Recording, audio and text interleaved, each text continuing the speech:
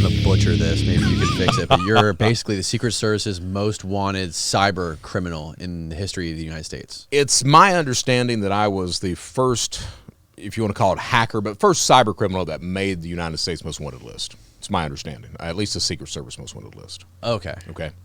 So how did you get into this world, especially coming from Alabama, of all places? Well, I'm from Kentucky. Okay, I'm Kentucky. residing in Alabama right now. Okay. So how did I get into it? Man, that's an interesting discussion there. Yeah. What was your childhood? It's the childhood. I talk about it extensively on my show and everything else. But my life of crime begins when I was 10 years old. Okay, my mom was the fraudster in the family. My dad was a captain in the military, helicopter pilot in the Army, and mom was just this crazy fuck. She was off the chain on stuff. She was. This is a woman that she would bring men home in front of my dad. All right, she cheated religiously on the man, but I remember times that she would bring men home in front of him, and he would sit there and cry, and she would explain to him how she didn't love him anymore, how she was leaving him, how she was going to go off with this guy, and she was going to take her children with her, and he'd beg her not to do it, and he would keep taking her back, and this was this guy, and his problem was he loved my mom so much that he was scared of her leaving, so he would put up with it. Just a good man at heart, and not really the criminal mindset at all for my dad. He had two instances that I know in his life where he tried to do the criminal thing. His thing was like one of the things is he was a helicopter pilot in the military in the Army. They downsized. So they offered him, they said, hey, you can either come back in as a staff sergeant or we'll cut you loose. And he was like, well, shit, cut me loose. So he goes back and he decides he's going to be a coal miner in eastern Kentucky. Well, he didn't understand that coal mining in eastern Kentucky, yeah, they were paying a hell of a lot of money back then, but you were on strike about every 3 months. So most of the time you were on food stamps and unemployment. So we were going broke pretty quickly, and his first real criminal idea, mom was doing all this bullshit, burning cars, faking accidents, all this other stuff. But my dad had his first idea was he said, well, shit, I can transport drugs back and forth across the Texas-Mexican border. Well, there was a guy named Tommy Allen Combs in the Hazard area. He lived in a place called Jeff, which was right down the road from Hazard. And he had served time. He was part of what was called the Cornbread Mafia. So he had served prison time. My dad knew him pretty well. So I remember my dad, we all load up, me, my sister, my mom and dad, we load up and we pay Tommy a visit. And Tommy's thing was, he knew the trade. He was connected to all those people. He had served prison time, but he hadn't snitched on anybody. So all the law enforcement of the area hated his fucking guts, but you could trust the guy. So Dad was talking to him, and Dad wanted to do this job, and Tommy was down with it and everything. And what derailed that, the sheriff in Perry County, Kentucky, his name was Pearl Couch. He calls Tommy up one day, and he's like, Tommy, we got a warrant for you, and we need you to come in. Tommy's like, I'm not coming in. You'll have to come down and get me. And Pearl's like, okay, we'll do that. Well, they sent a Kentucky State police officer and a Perry County sheriff's officer, and he kills one, puts the other one in a wheelchair for life. And 6-hour shootout ensues from there. They kill Tommy Allen, and my dad at that point decides maybe flying drugs back and forth across the border, not a good idea. So that was the first instance. The other instance, which we were in Hazard, and it gets us to Panama City. My dad was watching 60 Minutes one night, and they've got a segment on the drug trade down in Miami. Now, this is, late 70s, so they were showing the pallets of cocaine, the tables of cash and everything, so he's sitting there locked onto that shit. And after the segment, he looks over at my mom. He's like, I think I need to go down to Miami and be a police officer. And my mom's like, yes, I think you do. And the plan was he'd go down and become a Miami-Dade officer. And he had happened upon a drug deal. He'd let them keep the drugs. He'd keep the cash. And my thing was, and I was only like 8 or 9. My thing was, won't they just shoot you? Right. He was like, oh, no, it never happened. So we get to Miami. the night the Miami riots broke out. I forgot, Orlando something was a guy's name. This guy had been in a car chase. He had wrecked. The cops had drug him out of the car, literally beat him to death, then covered it up. So when all that actually came out in the news that happened, Miami exploded. We got down there that night. So, good Lord. all this shit's popping off, and that was the first problem. My dad goes to cop school day one, comes back. He's like, I think it's going to work. Day two, he comes back. We got to leave this fucking place. So what had happened was Miami-Dade, the real cops burst in, arrest 6 of the people that were taking the classes because they had outstanding warrants. All of them evidently had the same idea that he had, right? So we were broke at that point. The way we got the money to go from Hazard to Miami, they sold everything they had. My mom had faked a slip and fall in a hospital and had sued the hospital to get some money. So they used all that and loaded up a U-Haul with what belongings they had, loaded up the kids and the dog, and we went down to Miami. Well, by the time we got to Miami, we were pretty much broke. And so they knew they didn't want to stay in Miami, so they started heading north on I-75. They get up around, the Orlando area, and they didn't know where they were going, but they remembered they had both spent spring break in Panama City. So they decided on Panama City, Florida. My dad got a job as a 7-Eleven store clerk, making $140 a week. My mom was an LPN nurse. She got a job, but she would only work long enough to see my dad off to his job, then she'd go out and cheat on him. So that was our existence right there. My mom leaves my dad. I was 10. My sister Denise was 9. Mom leaves him, and the way she left him, her grandfather had died, my great-grandfather. She tells my dad, she was like, I'm going to take the kids up to the funeral. And Dad's like, okay. Well, we didn't know she was leaving him. So she packs all of her clothes, didn't pack any of our clothes, bugs out, right? And I don't see my dad again for, I was 10. I don't see him again for 5 years. I don't have a conversation with the man for probably 20 years after that. Wow. But so we moved back to Hazard, Kentucky. We moved, my mom's parents, and they were all fucking crazy, but my mom's parents, my grandfather had his house, he had elevated the house, and then underneath the house he had built apartments that he would rent out, and we moved in one of those apartments. And my mom was fucked up. She is fucked up. She could be physically abusive, but her heart was with the emotional and the mental, the verbal stuff, So, and she was negligent as all hell. She would leave me and Denise alone for days at a time when she went out and partied. Sometimes she'd take us with her. Most of the time we just got left at the house. So my life of crime begins. And I say it on my channel too. I get the worst parts from my mom and my dad. My mom, I get that criminal mindset. That's where that shit comes from, no doubt. But my dad, it's mixed with that fear of the people that I love leaving me. So it's bad, man. I mean, it's bad. I didn't have a healthy relationship until I was in my 40s, because I always chose these women that were narcissistic, that were, I could fix them, that kind of stuff. Yeah. That same type of woman my dad had. And I have this huge fear of people leaving me. I have huge fear. So I go over and above any type of normal, healthy type of relationship activities.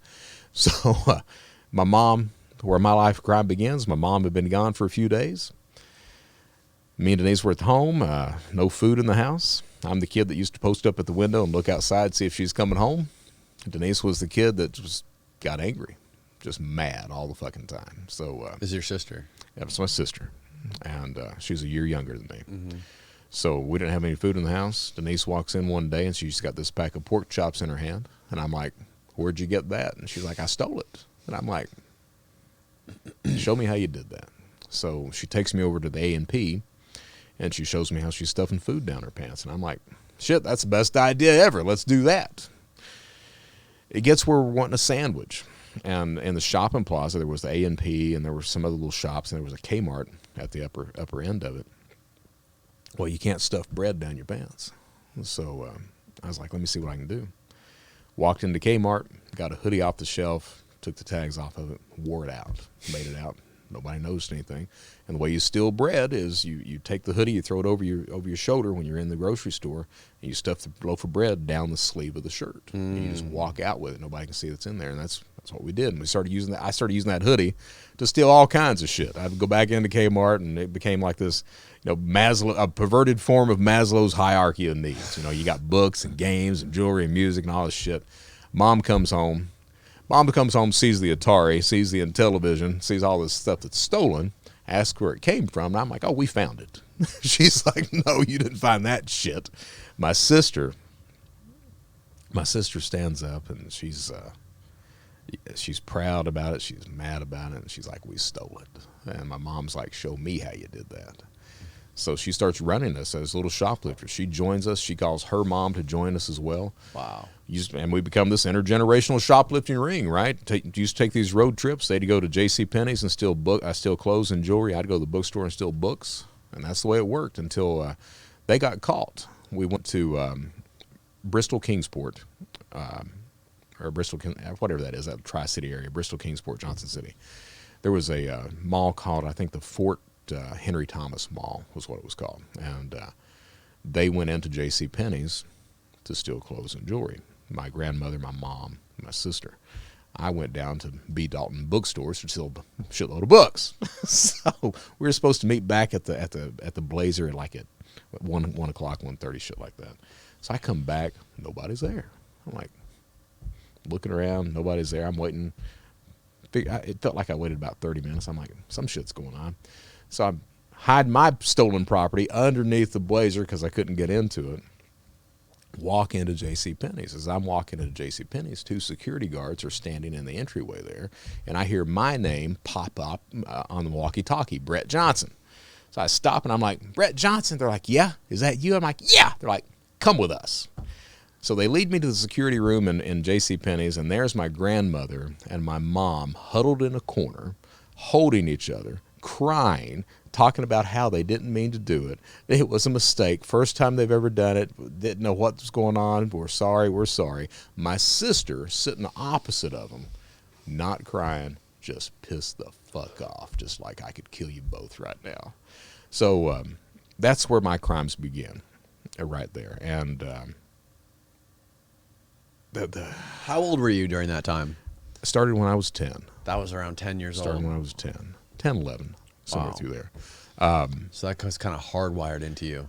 Well, it's interesting. Now, I've given interviews, and part of my problem is that I know that as an adult, my choices are mine. All right, I know that. So just because you have a fucked up childhood doesn't mean you have to go up off and be a criminal or commit crime or victimize other people. I chose to do that, but this is the but of that. The but is that there has to be some correlation with the childhood and what happened, with my committing crime as an adult. Because what happens as a child, that whole side of the family were criminals. Every fucking one of them were off the chain. My grandfather used to buy stolen property. This is a man who, they blamed it on his diabetes and sugar, but this is a man who would chase you around the house with a knife, a hose. He would, it's just insane stuff. There was a couple of times he would fire off firearms in the house. His wife, he put her in the hospital one time because she was decorating a Christmas tree, and she was bent over, and he was wearing these steel-toed boots, and he just comes and kicks her as hard as he can, puts her in the hospital for like 4 days. This is that environment. My mom, I was telling somebody the other day, I've got 2 early memories. The earliest memories I've got. One of them, and I know that one. I knew the entire time that one was real. Was my dad was in Fort Lewis, Washington. We were on base on Fort Lewis in the car. Me and Denise were in the back seat. My mom and dad were in the front seat. Dad was driving. They're arguing, and my dad's common phrase back then was, "Carolyn, please stop. Just stop. Please stop." My mom's screaming, and I remember my mom lunged across the car, grabbed the steering wheel, and tried to direct us into traffic, screaming the entire time, "Are you ready to die, you son of a bitch?" Now, I know that's a real one, all right? The one memory that I didn't know was real, and didn't know it for years. It's only been in the past 5 or 6 years that my mom actually alluded to it at one point. But I had this memory of my mom having a woman tied up in the front yard to a chair and beating her. Yeah. I mean, I had that memory, right? And she was bleeding and everything. And for years, I thought that was a false memory. I just made it up. Until my mom comes to visit when I was in Birmingham. I've not talked to my mom in like 3 or 4 years now, but she comes to visit at one point, and she alludes to that. And I was like, holy shit, that stuff's fucking real, man. So that's and it's interesting that I was talking to a therapist about this, but when I start telling these stories, it's like it minimizes what actually went on, because this stuff was every day. I mean, it was not just an instance, it was every day. But at the same time, my mom could be a very loving person. You had this juxtaposition of somebody who's truly evil and criminal, and then somebody that would hold you and hug you and tell you she loved you and everything else like that. So it was this weird type of thing that I grow up in. And as I get older, I get more involved in the types of crime that family's committing. So insurance fraud. So I grew up knowing how to burn homes, how to fake car accidents, how to forge documents, charity fraud. Insurance scams. Insurance scams, absolutely insurance scams. You have the slip and fall you mentioned earlier. Slip and fall, but not only that, if you, Hazard, Kentucky, that area of Kentucky is known for flash floods and stuff like that. If you had any type of damage or stuff like that, you'd learn how to do that type of fraud. False claims, illegally mining coal. At 13, 14, I figured out we were doing that, so I was involved in that kind of bullshit. It gets to the point. Illegally mining coal? Yeah. So my mom, she leaves my dad, and my mom had this thing where she always picked unhealthy guys to date, all right? But she would date these guys, and then she would come back and she would tell me and Denise, that the guy at one point he had been convicted on murder, but he had gotten off. He had killed his girlfriend. So she'd tell us this stuff, or that he had tried to rape her the night before, to just push our buttons all the time.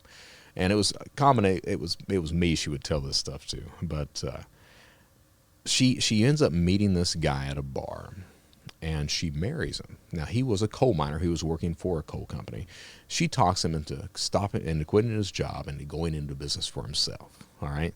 His name was Jimmy, and he was a hard worker. He was not very bright, but he was a hard-ass worker. He loved the shit out of my mom. But she talks him into going to business for himself. He does, but to really do coal mining legally, it takes money. You've got to have a loader. You've got to have a dozer. You've got to have the permits. So they had a loader and dozer. All right. He had taken out loans, everything else to get this, and they had massive payments on these two pieces of equipment.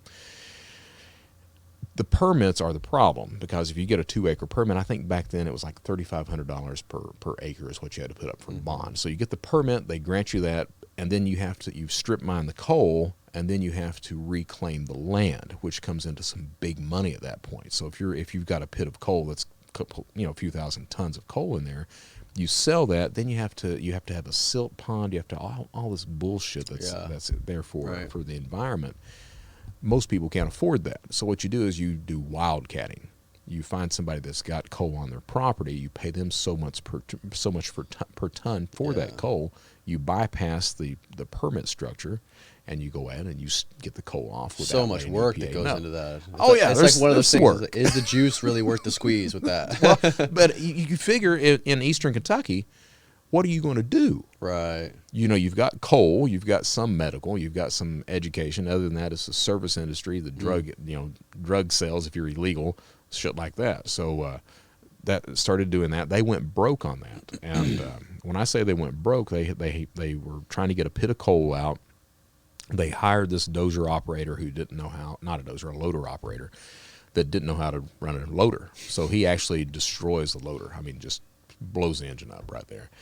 At the same time, they had a final drive go out of the dozer, so had both pieces of equipment with massive amounts of repair. The pit sat there They weren't able to get it out at all, so they go broke right there. And what ends up happening is me, my sister, Jimmy, Mom, and a work hand lived in a 40-foot trailer for about a year and a half. All five of us, it was a one-bedroom trailer. Me and Denise slept in the living room.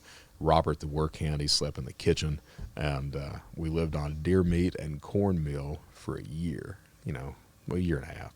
Until Jimmy, he got enough money to buy a couple of chainsaws and starts going out and making mining timbers, is what he's doing. And he builds up a mining, not a mining, but a timber company from that point, and it does pretty well. But so that was what that was. But what happens is, I was probably 7, 8, something like, because I was still with my mom and my dad, and Mom used to. It was bad, man. It was bad. She'd tell us that she was going to leave and not come back, that we'd find her dead someplace, that she'd given up her life for us, all this shit. And she'd play games with us. Like, I remember once my dad was at work, me and Denise were playing video games. We hear Mom call us, so we walk into the living room. She's got all the lights doused. She's got incense burning and these candles burning. She's set up 2 dining room chairs in the middle of the living room facing each other. Then she tells us she sold her soul to Satan so that we could go off. And the deal was she sold her soul to Satan so that we could go off to college and have good lives. And once we graduated college, Satan would call her home. That's what she told us. Now, that sounds ridiculous when you're an adult, but when you're a kid, you take that shit serious. So the deal was we had to prove that we were worthy. And the way we proved it is we would take turns sitting across from Mom. Mom would, and we'd keep eye contact, not supposed to blink, just keep eye contact, and she would let Satan come out through her eyes as we thought happy Jesus thoughts and tried not to be possessed as well. And we spent hours doing this shit, just hours doing that. So that's what I grew up in, and 2 things happened. The first is that Mom and Dad would leave, and I would urinate in the floor. I mean, just piss in the floor. And it took me, I guess it took 30 plus years to talk about that. The way I started talking about it, I served my prison time. And I started speaking publicly, doing presentations for cybersecurity companies and conferences. And during one of these presentations, I just started talking about this shit. For the first time? First time. Just started talking about it. Had you thought about it a lot? Like, did you have vivid memories of it? I had. Okay. I had been thinking about it, and with speaking, I'd told myself, I'm going to be doing this stuff for a while. So I want to learn something new about myself every time I'm on stage. So yeah, hell of a deal to make with yourself. But so I was on stage and I started talking about it, and I mentioned in the presentation, I was like, I don't know why I did that. Well, this woman comes up to me after the presentation, and she says, before I started this job, I used to work with abused kids, and that's a control mechanism. That's the only control you had. Was that. She said the kids do that kind of stuff. Right. And it made a lot of sense to me. So that was the first instance. The second instance is my mom leaves my dad, and that was when I was 10 or 11. Well, when I'm 15, I'd been calling my dad, and we'd talk on the phone, these kind of cursory phone calls. And I had it in my head that I was going to go live with my dad. And it was a Sunday. I know me and my cousins, we were going to go that afternoon and watch Return of the Jedi. It had been up again. They used to re-up that film every few years. So in 1985 was when this was. And I called my dad. I used to walk out to that Kmart where I shoplifted things. I used to walk out to that Kmart, and they had a payphone there, and I'd call my dad, and we'd talk. This day, I called my dad, and he tells me he'd either already gotten married or he was going to get married. First I'd heard about it. But it was evident that I was not going to... it was evident that I was not going to go and live with my father. So what happens is I that call ends. I go over to the hospital. I get in an elevator. This woman gets in the elevator at the same time that I do, and I ended up beating the hell out of the woman. Yeah, and How old were you? You're 15? I was 15. And beat the hell out of the woman. I guess the emergency stop button got hit during that assault. And I remember being in I remember every fucking thing in there. But what set you? Was there something that set you off, triggered you? I really don't know what did that. I do now. Yeah, I do now. Then I didn't. Right. All right. Now, yeah, I know exactly what that is. That's that I could rationalize that and say that was the abuse that finally hit that head, and that the cap on that, or the thing that actually caused it to pop, was the phone call with my father. All right. Rationally, I can do that. Emotionally, it's a completely different story. Rationally, I can say, Brett, you were 15. You were a kid, but I did that. And that's, I remember trying to climb the walls of the damn elevator to try to get out. The elevator gets turned back on, make it up to the floor, the door opens, and there was an orderly there that I used to shoot basketball with his son. He goes to grab me, I knock the hell out of him, and get out of the hospital, make the way back to my grandfather's house, is where I was staying at the time. And within, hour and a half, Kentucky State Police show up because everybody knew who it was. Mm-hmm. And they pick me up. I go in, confess to everything. It was like 3 or 6 months I spent. They didn't have a juvenile facility. Spent 3 or 6 months in basically solitary at that point, and pled guilty to, actually I didn't plead. I went to trial because they had charged me with robbery and assault.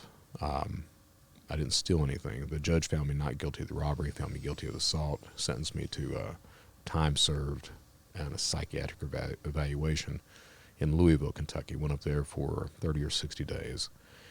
Got through the evaluation, got cut loose, and I was supposed to get psychological evaluation or counseling after that, but you're in Eastern Kentucky. You don't get that shit. So that was the end of that, and everybody kind of swept it under the rug.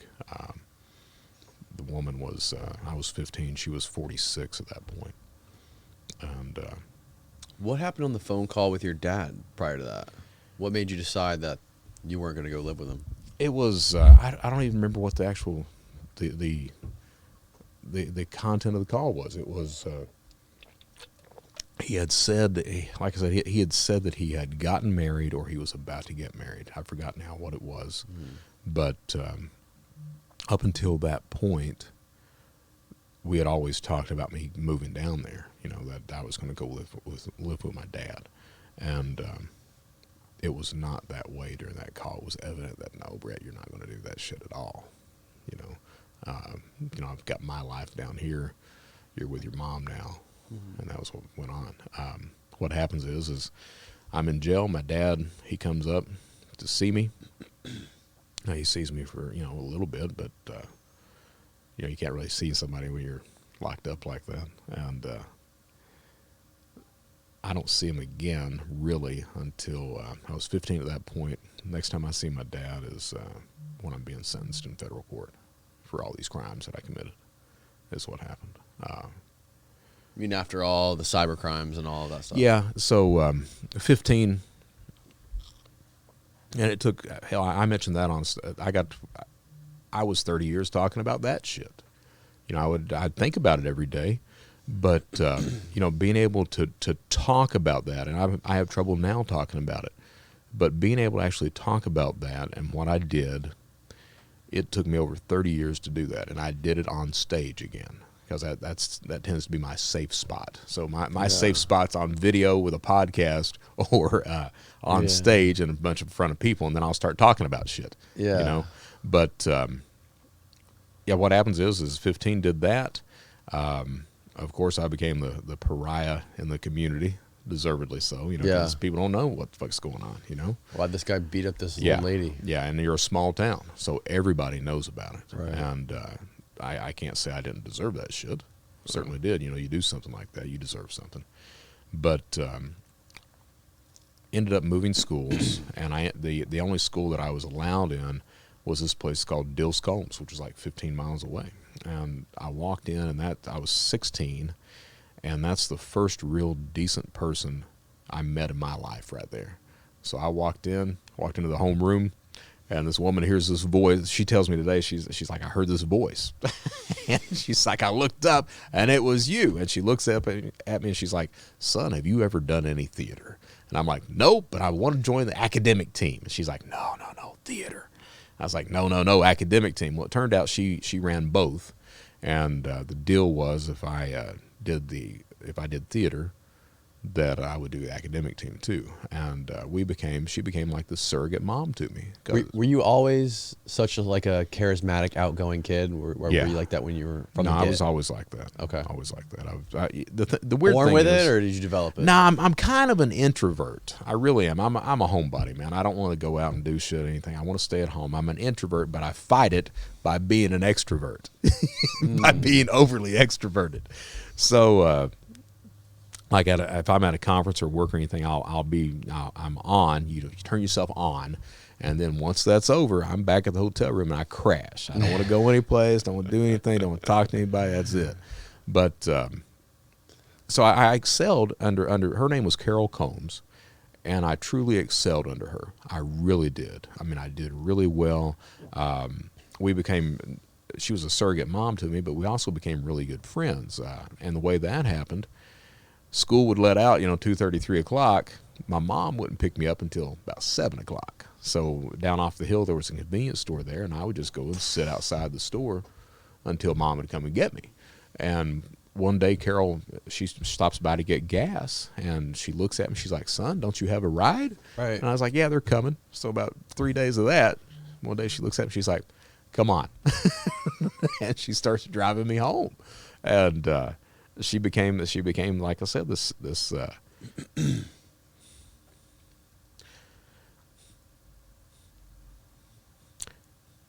she became a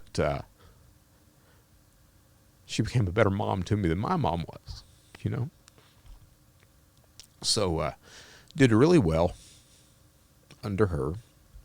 Had scholarships coming out of high school for theater, things like that. I turned them down because I got a girlfriend, really is what happened, and a preacher's daughter. And I turned to my dad, I got this girl. I can't leave her. I got this girl. Well, what happens is I was going to community college there. They brought a new theater. They hired a new theater director for the college.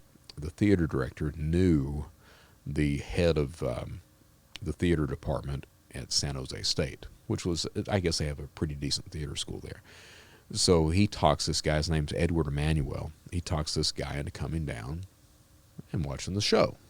And I was doing a play that Edward Emanuel had written. It was a Civil War play called House Divided. That was the name of it. But Ed comes down, sees the play. As soon as he gets through watching the play, he's like, scholarship, full boat. And I was like, yeah. And he's like, look, man. He's like, you're a big fish in a little pond. We'll make you a big fish in a big pond. I was like, let's do that. So I agreed to do that. And he's like, okay, I'll be back in 2 weeks. So 2 weeks later, he flies back in, drives down to Hazard. I'm outside shooting basketball with some friends of mine. He pulls up. I walk over to his car. I was like, come on, man, I'll introduce you to my mom. He's like, no, man, I got this. I was like, all right. So he walks in the house. He's in there about 15 minutes. Comes back out after 15 minutes, white as a sheet, man, just ghost white. Doesn't say a damn thing to me. Gets in the car, drives off, right? I'm like, what the fuck happened? Mom did something. It took me 2 weeks to find out what mom did. He walks in the house, and mom was like that. She could be really, you'd think that everything was fine, then all of a sudden just pop on you. So evidently that's what happened with him. She's talking to him, pulls a knife on him, says, I will kill you, you son of a bitch. You're not going to steal my son. That scares him to death. And that, at the same time, that kind of breaks my spirit. I'm like, fuck it. Let's just do what we're going to do, right? So she didn't want you to leave. She didn't want me, because me and Denise were basically property to her. And that's one of the things that I never understood. You know, if you grow up in that environment, you don't know that that's not the way things are. All right, but there's a lot of people that when they raise their children, they think their children are then obligated to them to that when they get old they'll help out, or you know, you have to do this, or you have to stay near mom, dad, all this other stuff. So that sense of property. Did she depend on you guys for anything? Were you guys still like stealing food, and was she like? It's interesting you'd say that. The weird thing, you know, like Denise, other than that one shoplifting thing, Denise doesn't go off and break the law anymore. Denise becomes a teacher. She's a good parent. She's a good citizen. She's still got that angry type, you know, part of her mentality. But she doesn't break the law anymore. Me, I do. And I embrace it full-fledged. And I was talking to my wife. I've talked to Denise about that as well. And you've got that, what I call that Eastern Kentucky mentality, that the male is expected to do these things. You know, the male is expected to provide, put food on the table. It's the male's job to do this stuff. And I honestly think that part of it was, you know, me coming in and saying, you know, I'll help shield my sister from it. You know, I'll help make sure that Denise doesn't get involved in that. And I was expected to help mom out with this stuff, you know, and that's where Denise doesn't really go into that crime aspect, but I do. You know, I'm helping out with the cars, the homes, the breaking and entering, the drug trafficking, all this other bullshit that's going on. I grew up knowing how to do all that.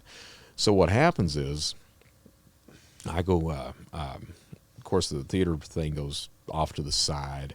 I fake a car accident. I meet this girl, the preacher's daughter. That ends. I dated her for 5 years. She was a hardcore Christian, and I was not, and she kept thinking that I was until she finally figured out, oh, he is certainly not. So she breaks up with me.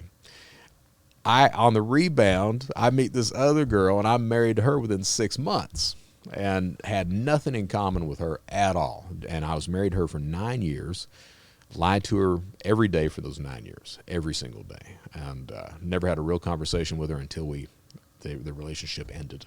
That's what happened. It was crazy. Absolutely crazy. I'm surprised about the preacher's daughter. Usually the preacher's daughters are the sexual deviants. No, she was just a wholesome girl. Okay. She really was. And she kept, like when I met her, her dad was a preacher at the Church of Christ.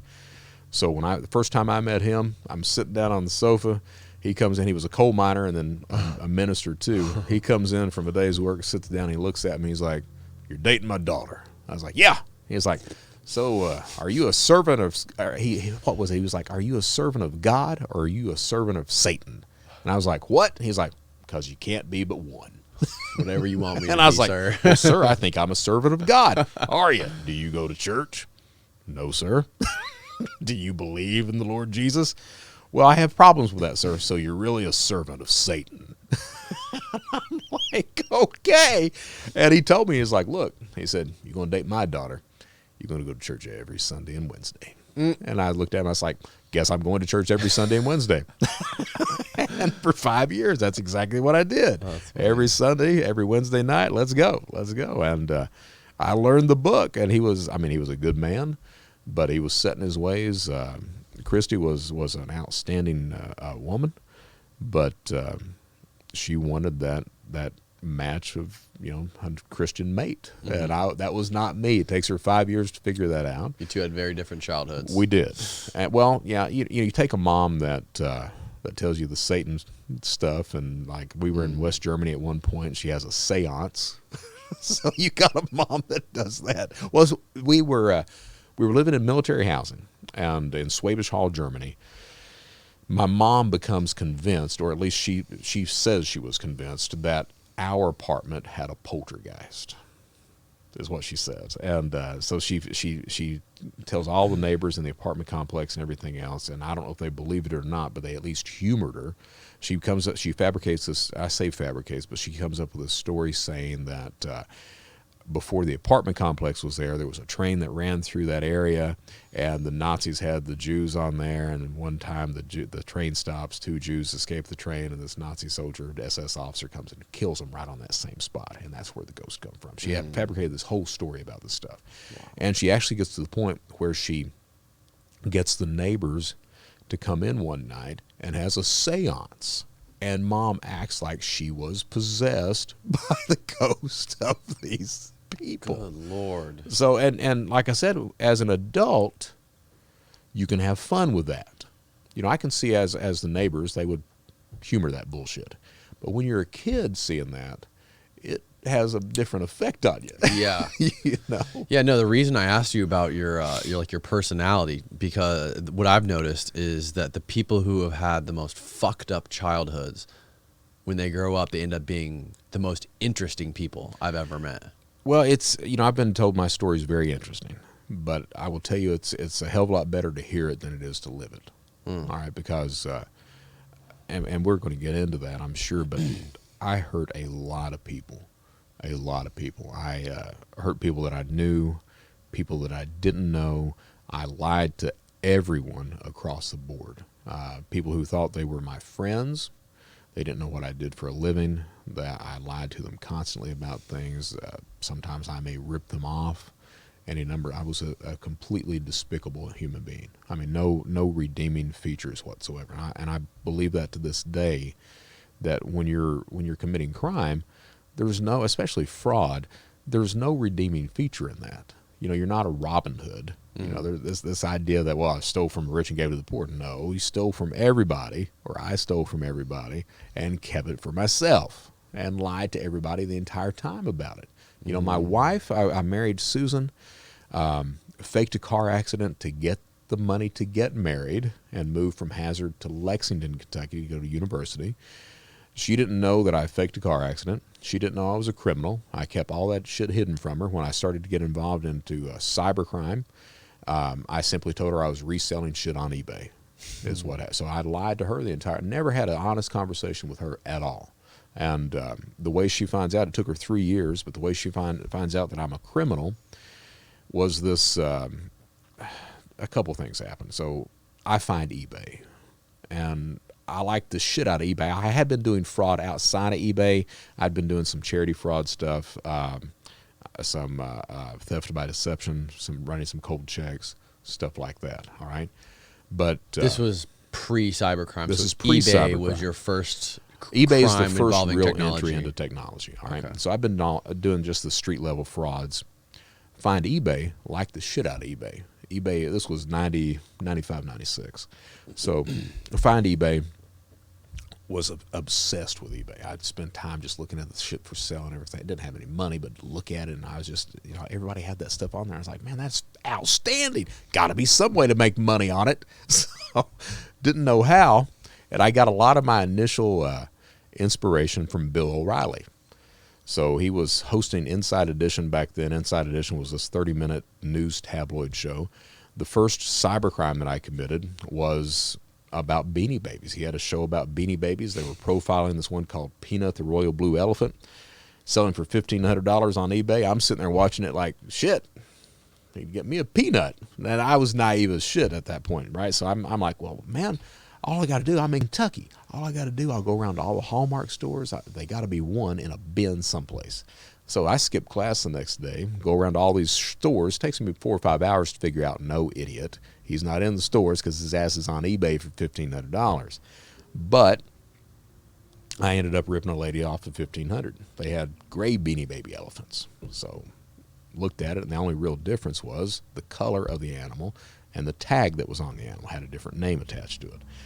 So I figured, well, I could rip the tag off, stop by Kroger on the way home, pick up a pack of blue Rit dye, go home, try to dye the little guy blue.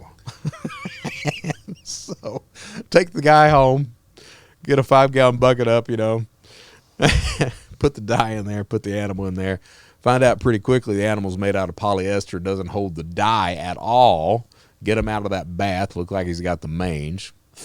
Yeah, that's idiot right here. And But what happens is I rip the lady off. I find a picture of a real one online, post it. She thinks I have the real thing. She wins the bid. As soon as she wins the bid, and I talk about this on my show, I talk about it in presentations. I became without social engineering, cybercrime fails. That's a fact. Unless you can have that element of social engineering, a lot of these cybercrimes that are existent today won't work. Mm-hmm. Well, I became a social engineer as a child to be able to survive the environment that I was in. Those adults around me, they're toxic. You have to know what the hell they're thinking. You have to know what's going on, especially like my granddad chasing people around, all this other shit. You got to be able to know what's going on. You got to try to be able to manipulate those adults. So think of social engineering as that type of manipulation. Online, it's using technology and understanding human psychology to get an individual to give up information, access, data, cash, to get that individual to willingly do what you want them to do. So she wins the bid for this animal, and that social engineering kicks in. I want to put her on the defensive. I don't want to be on the defensive. I want her reacting to what I'm doing. So I send her a message. Hey, lady, never done any business with you before. Don't know if I can trust you. What I need you to do is send me a U.S. postal money order. Now, look, U.S. postal money orders issued by the United States government protects us both. You send that to me, I'll send you your animal. She believed that, didn't ask any questions. Sends me 2 U.S. postal money orders because they just go up to $1,000 a piece. Sends me 2. I cash them out, send her the animal in the mail. Did that under my own name, immediately get a phone call. This is not what I ordered. My response, lady, you ordered a blue elephant. I sent you a bluish elephant. And that is really the first lesson of cybercrime that most criminals learn. That being that if you delay a victim, you just keep putting them off over and over and over again. You keep putting these people off, they get exasperated. They throw their hands in the air, walk away, you don't hear from them again, and none of them complain to law enforcement. Now that's really the first lesson that most cyber criminals learn when they start their crimes.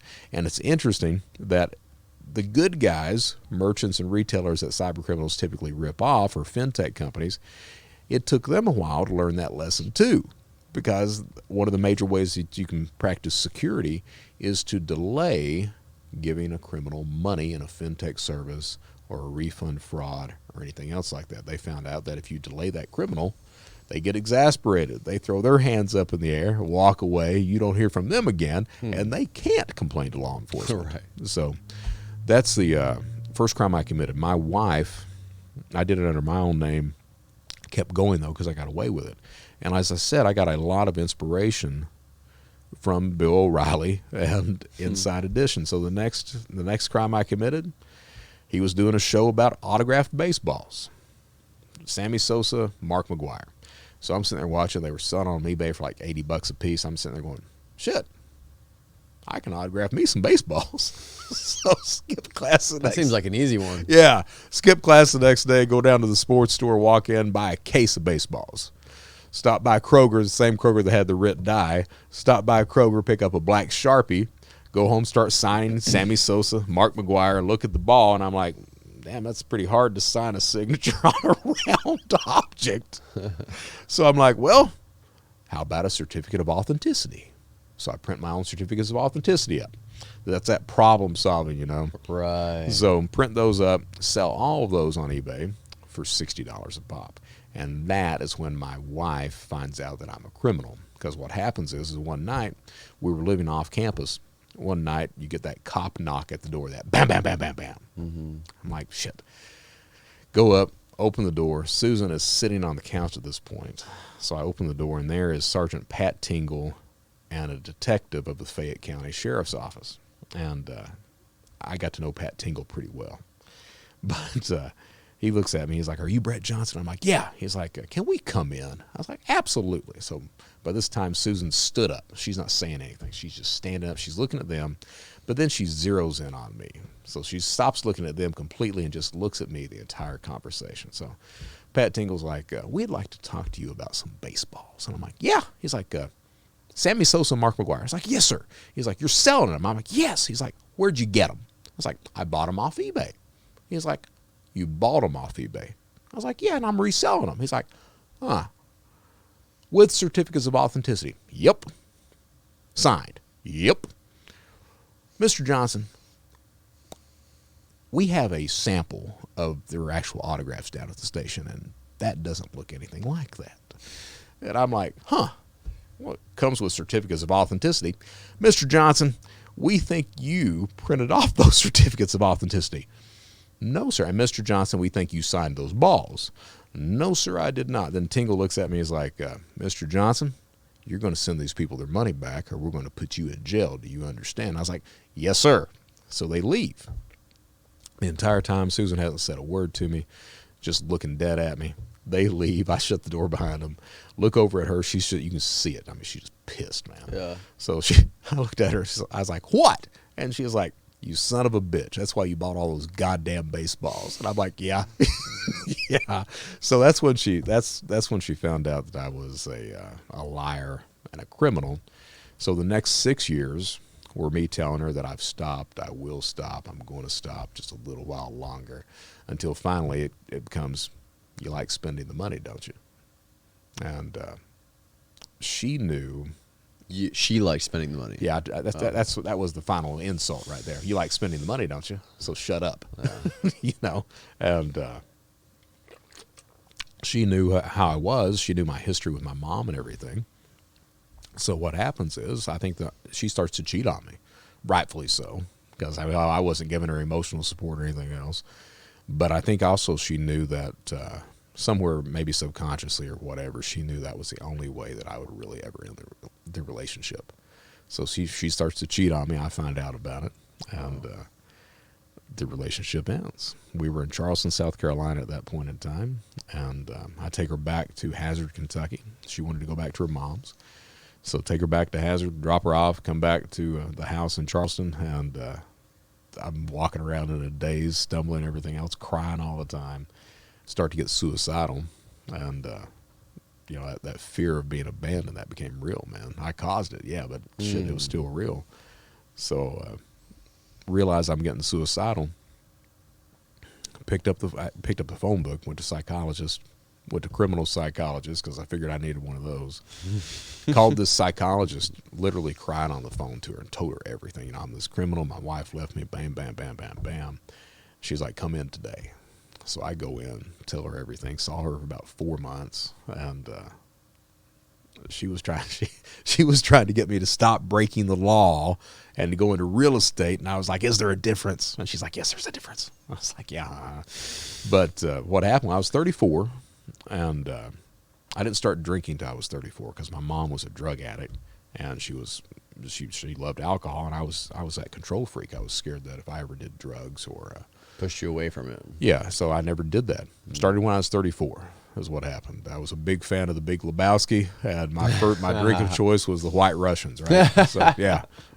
So started. Not a bad way to start. Not a bad way to start. Not a bad way. So I started drinking when I was 34. Started seeing the psychologist, and one night got lonely and horny.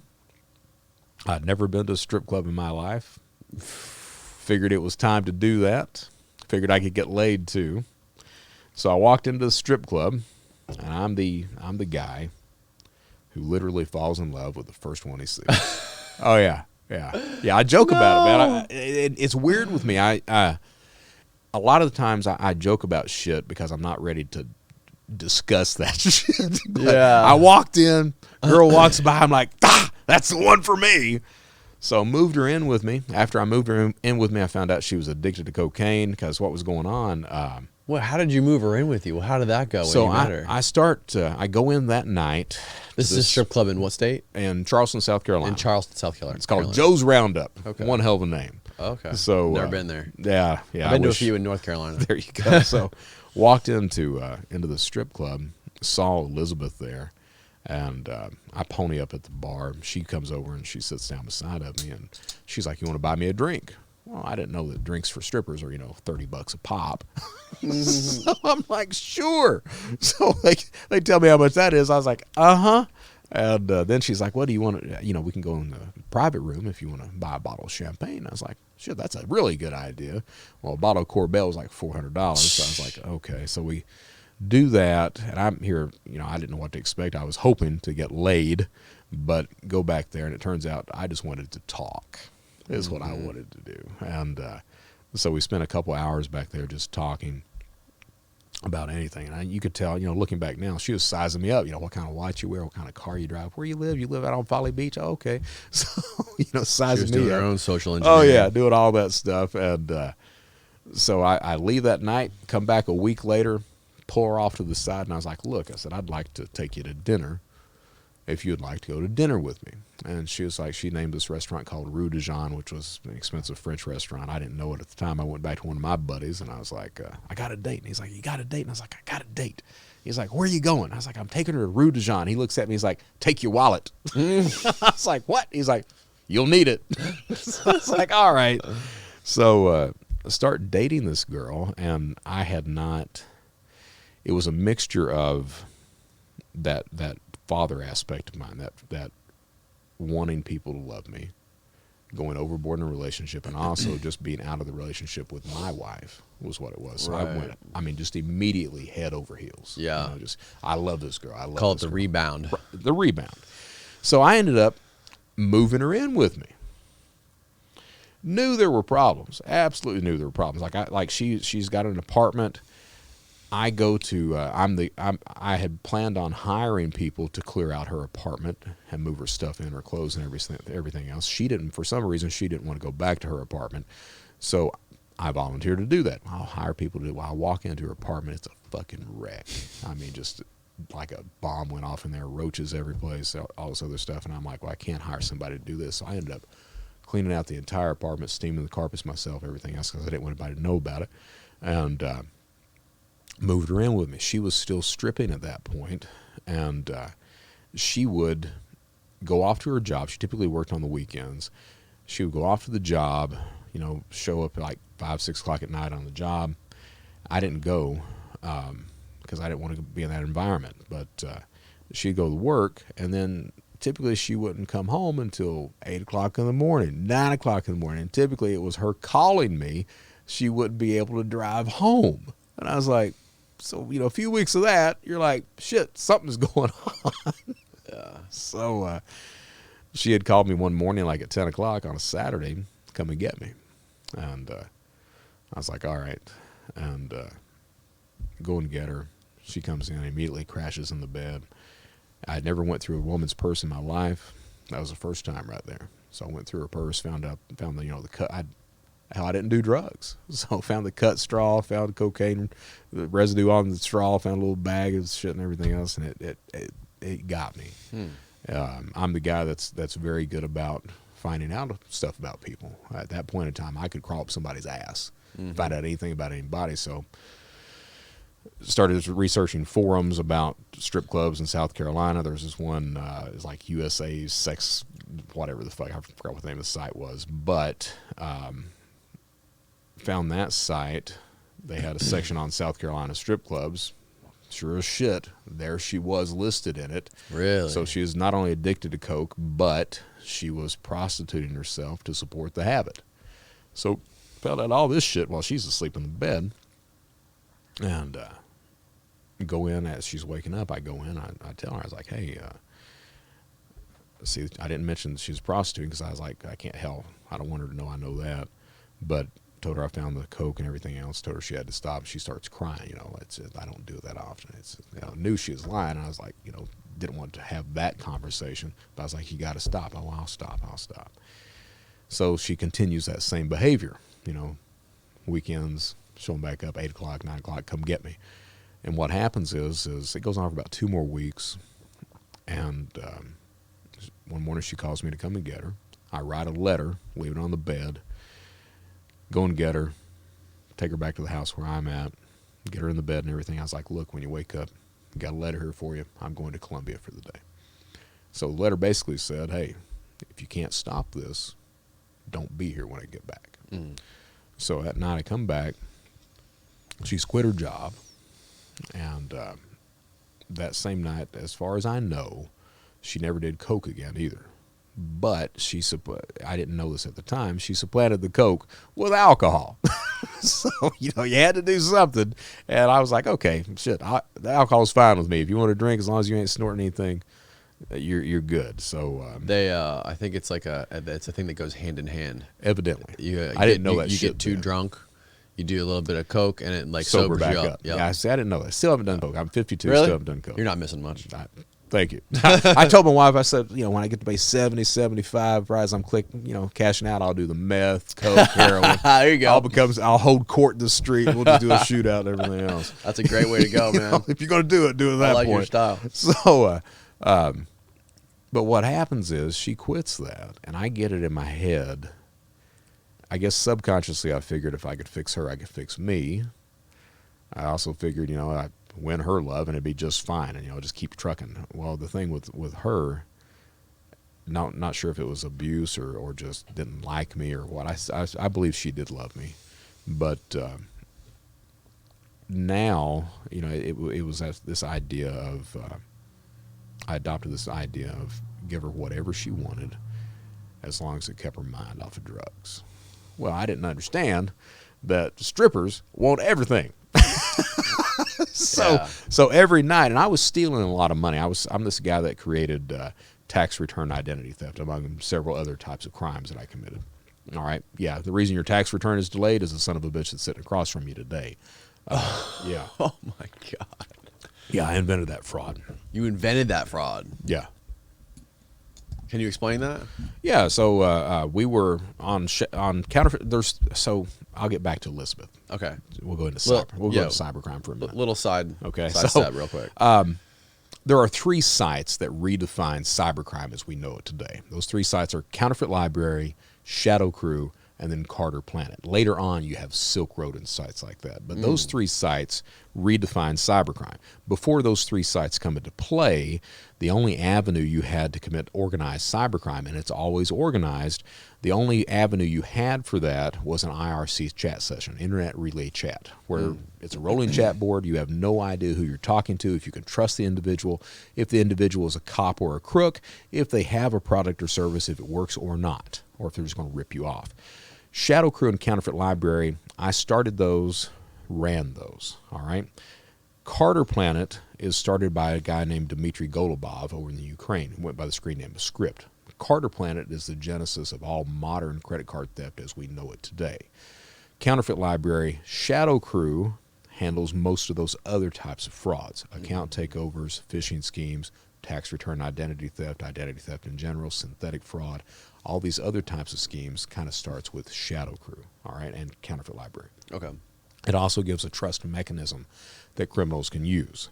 So before those 2 sites come into play, Counterfeit and Shadow Crew, criminals had no way to establish trust with each other, which is a necessity when you understand the way online crime works, because there are 3 necessities to successfully committing online crime: gathering data, committing crime, cashing out. All 3 of those have to work in conjunction.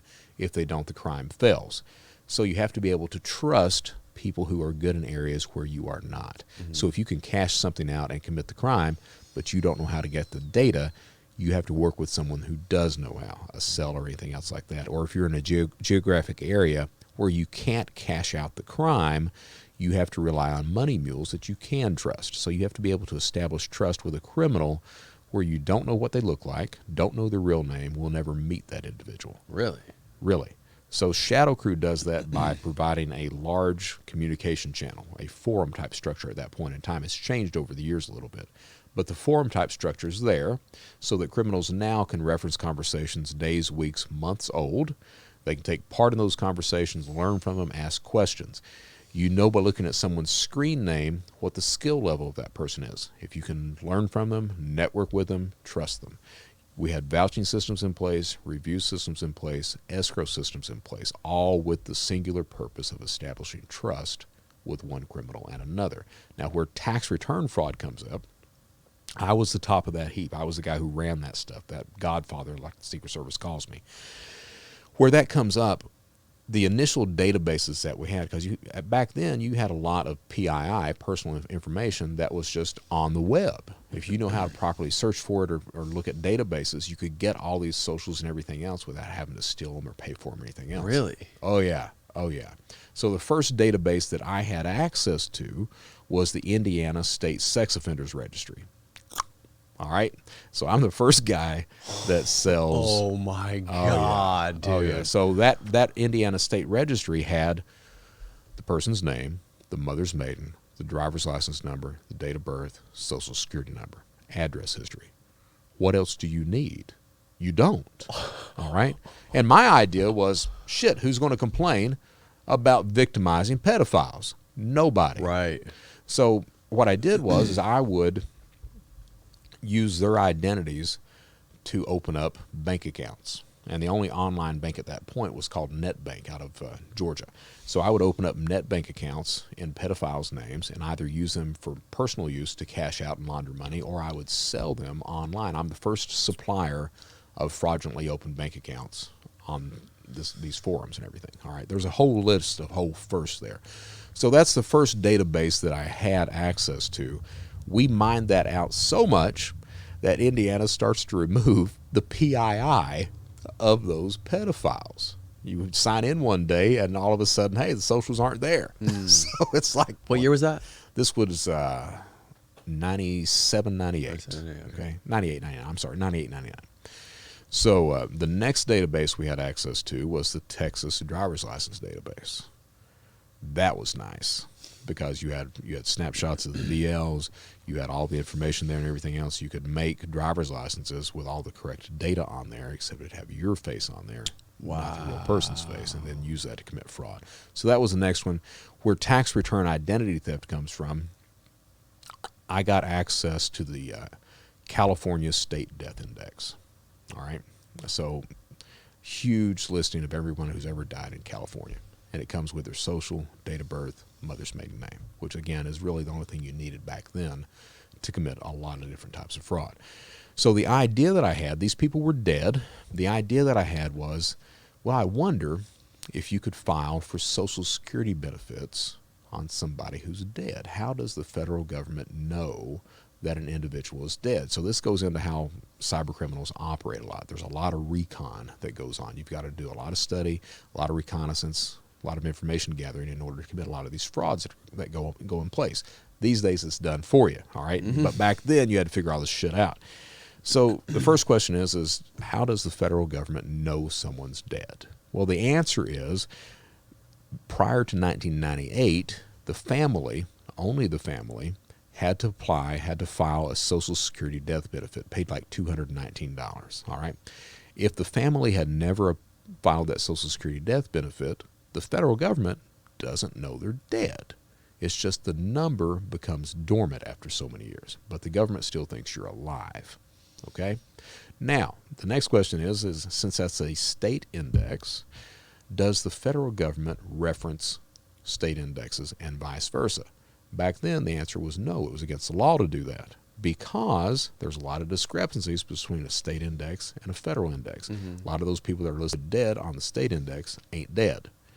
So then you have to be able to make sure that they are before you start cross-referencing with federal and everything else. So Why wouldn't they be dead? So what happens is some people are listed dead who aren't. Oh, mistakenly. Really? Yeah, mistakenly. Just happens. How the fuck does that happen? Not a whole lot of people, but enough where you can't really trust a lot of these databases. Right. Okay. Trying to get federal benefits. That seems like a crazy mistake. So that's one of the issues there. So you find out first, how does the federal government find out you're dead? That creates a loophole, so they don't think you're dead. So I start to apply for Social Security benefits. Turns out you can't do that because where the social is dormant for so long, Social Security Administration wants you to come in for a physical interview. Well, you're 35, 34 33 at that point. You're that age, you're not going to sit down acting like you're 70 and convince some Social Security guy that, you're this guy. So that's out.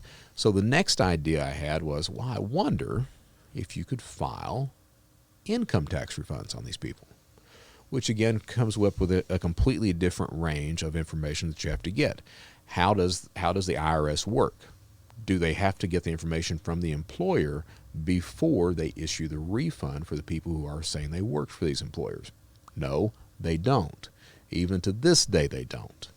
You can't get that information in time. So the actual federal government gives you that refund before they verify with the employer that you've actually made that amount of money. Yeah, big loophole there. And at the same time as the federal government doesn't know you're dead, you've got all these employees that can pop up fake, and you start filing income taxes.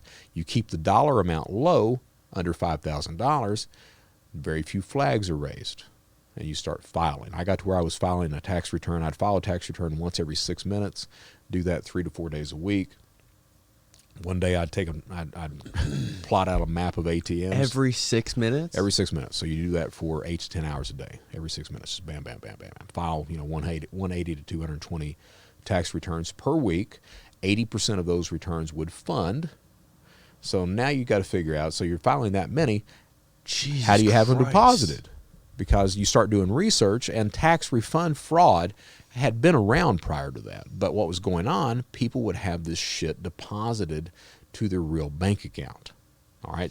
That gets into the stimulus fraud that happens during the pandemic, too. The reason those idiots are arrested on PPP fraud is because they had that $2 million deposited to their real bank accounts. So what happens is with cybercrime, you start to look at different types of deposit instruments. At about the same time I'm doing that is when all these prepaid debit cards come into play, start to come into surface. They started marketing them as payroll cards is what they started marketing them as. It turns out that those types of cards will accept an ACH deposit, a federal government benefits deposit as well. So you just go ahead and order 200 of these cards a week.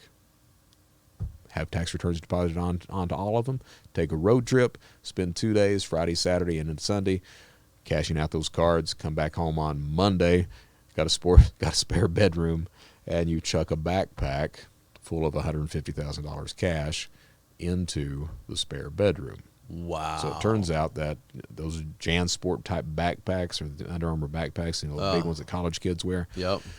those fit $150,000 in 20s stacked properly. Or you do this weird shit as a criminal, man. You start weighing stuff. It turns out each bill is a gram, so you can weigh money. And so $150,000 is 7.5 keys of cash. 7.5 kilograms of cash is what 150K worth is. That's why, and I know this now working on the legal side, but when you've got big seizures of money, typically you don't count the money, you weigh the money. And right. that will tell you how much Right. you're actually seizing at that point. But so yeah, I started doing that, stealing. I would steal roughly about 160K a week. How many you said you were doing how many tax returns in one day? File for 8 to 10 hours. So roughly one every 6 minutes. You take breaks during that point because that shit gets tedious. But file anywhere from 180 to 220 tax returns on a weekly basis. Roughly Lord. 80% of those would fund. You'd cash out around 160K a week. You'd put 150 in a backpack, chuck it in the spare bedroom, live off the 10K every week. Bam, bam, bam, like that. Do that 10 months a year is what you do. Then all of a sudden one day you wake up, you open up that bedroom, and you see all those fucking backpacks, and you're like, got to do something with that. Right. So then it's Well, were you hiding this from your girlfriend at the time? well, see, I had my wife at that time, and Susan knew what time that was. Okay. That's where that comes in. You like spending the money, don't you? Well, shut the fuck up. Oh, okay. That was Susan times. Right. Okay. So by the time Elizabeth rolls in, I've already started moving money out to Estonia, to Bank Latico out there. So I have bank accounts in the United States. By this point, how much money had you acquired? Probably about $7 million total is what I stole. All right. Nothing to be proud of, but just a lot of fucking money and a lot of fucking victims. So I had bank accounts in Canada, Mexico, Caymans. Finally bounced that around enough places that it ends up in Bank Latico in Estonia, Latvia. Did you go to these places and open up these accounts personally? Yeah. Well, physically? some of them you didn't have to. Some of them you did. Like I took a trip to Estonia on a counterfeit passport and everything like that. But and how did you get the cash there? You wire it, so you're bouncing these wires is what's going on. I thought you were gonna be like what, like No, you don't. taping the shit to your body, like Wolf of Wall Street. Nah, you don't do full shit like that. No, you wire the money. So Okay. the idea was to wire money, Canada, Mexico, Caymans, bounce it over to finally Estonia. Okay. And hopefully by that point it's not very traceable. It worked to a degree. I was arrested. My initial arrest is February 8th, 2005. The last seizure notice I got was January of 2010. So it took them 5 years. There's still some money in Bank Latico, but nobody will ever get it because it's just there. It's just there. It's their money now. It's their money now. But That's where income tax identity fraud comes from, is right there. But That's fascinating. that's fucked up. You were the first one to come up with that. First guy to do it. First guy to do that. And that's why everyone's returns tend to be delayed That's today. insane. Is because of that. And there's a whole line when you're at the top of that heap like that. What happens is you look at cybercrime. Cybercrime is committed because of status, cash, or ideology. All right, most of the attacks are cash based. You're looking to steal money. You've got some people that are ideological, like Ross Ulbricht starts up Silk Road because he had an ideology. He thought he was going to change the world. He didn't do it for the money. He did not. So they arrest Ross. They confiscate like $24 million worth of Bitcoin back then. Now it's well over $1 billion in value. But back then, he hadn't spent any of the money. He was living in a room for let. He had taken one vacation. He slept on a mattress in the floor. He literally did this shit out of ideology. He thought he was going to change the world. And the guy who ran Silk Road, too, I've actually met that guy. That guy, ideological attack, too. He thinks he's going to change the world. Have you ever heard of have you ever seen the show Westworld? Yeah. There's a fascinating quote that's been on my mind ever since I first saw it. I've watched it twice now.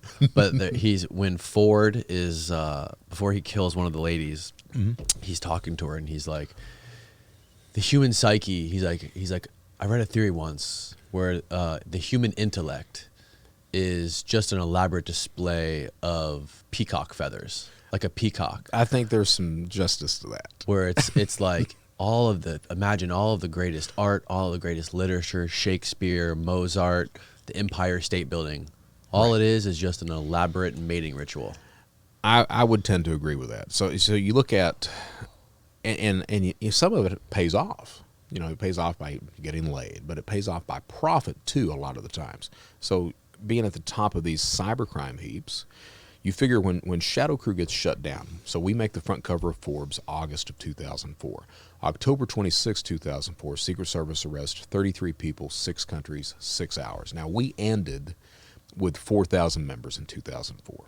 Fast forward to 2017. The largest criminal group on the planet is called Alpha Bay. Federal government shuts it down, 240,000 members. Fast forward 2 more years to 2019, another black market gets shut down, a dark web market called Black Market, 1.15 million members. All right, now all that's pre-pandemic. During the pandemic, fraud explodes because stimulus programs are in place with absolutely no security at all. No security. All right, so these numbers explode much bigger during the pandemic. Now, if you are one of these members that's at that top of the heap, all right, now, yeah, I'm the guy that created this type of fraud and a lot of these types of fraud, but the reason I was able to do that is all those people underneath of me were all the time feeding me information, products, and services, all right? So you get all this data that's coming in, and you're able to look at these different types of exploits and everything else like that, and you start to see ways to profit. And that's where these status types of attacks come in. If you're able to impress your criminal peers in these groups, do something that no one else can do, you gain the respect of everyone there, and that respect equates to profit. You get all this information, you get all these products and services, everything else. People are telling you things that nobody else is hearing, and you get to use that information before anybody else does. And that's why you want to be at the top of the heap. That's why you want to be the number one seller. That's why you want to be running these forums and everything else, because you get all that data, all that intel. Right. Okay. So as I said, with back to Elizabeth, she, God damn that Jesus, man, that I gave an interview a few weeks ago, and I was talking about this, and I've had a lot of feedback from a lot of people. I've had some people that said, oh, she loved you. I've had a whole shitload of people that said, oh, she was narcissistic and you're a sucker. Are you talking about YouTube comments? I am. I read all those friggin' YouTube comments, man. Gotta love them. I do, and I comment on them and everything else like that. But, I think that, and I mean this, I went to, when I was in prison, I was very fortunate that I faked my way into the drug abuse program. Very fortunate. It turned out to be a CBT program, this cognitive behavioral therapy. And one of the things they taught people and they preached was that someone who is addicted to something cannot love anything else except the addiction.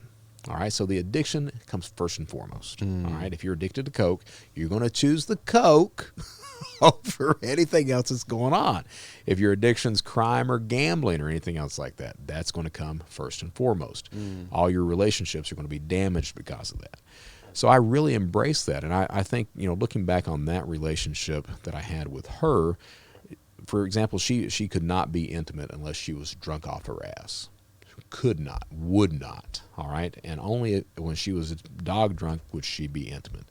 But I look back at it now, and I'm like, well, she was coming down off of her addictions. She was fighting those demons. My addictions were the crime, the environment, everything else.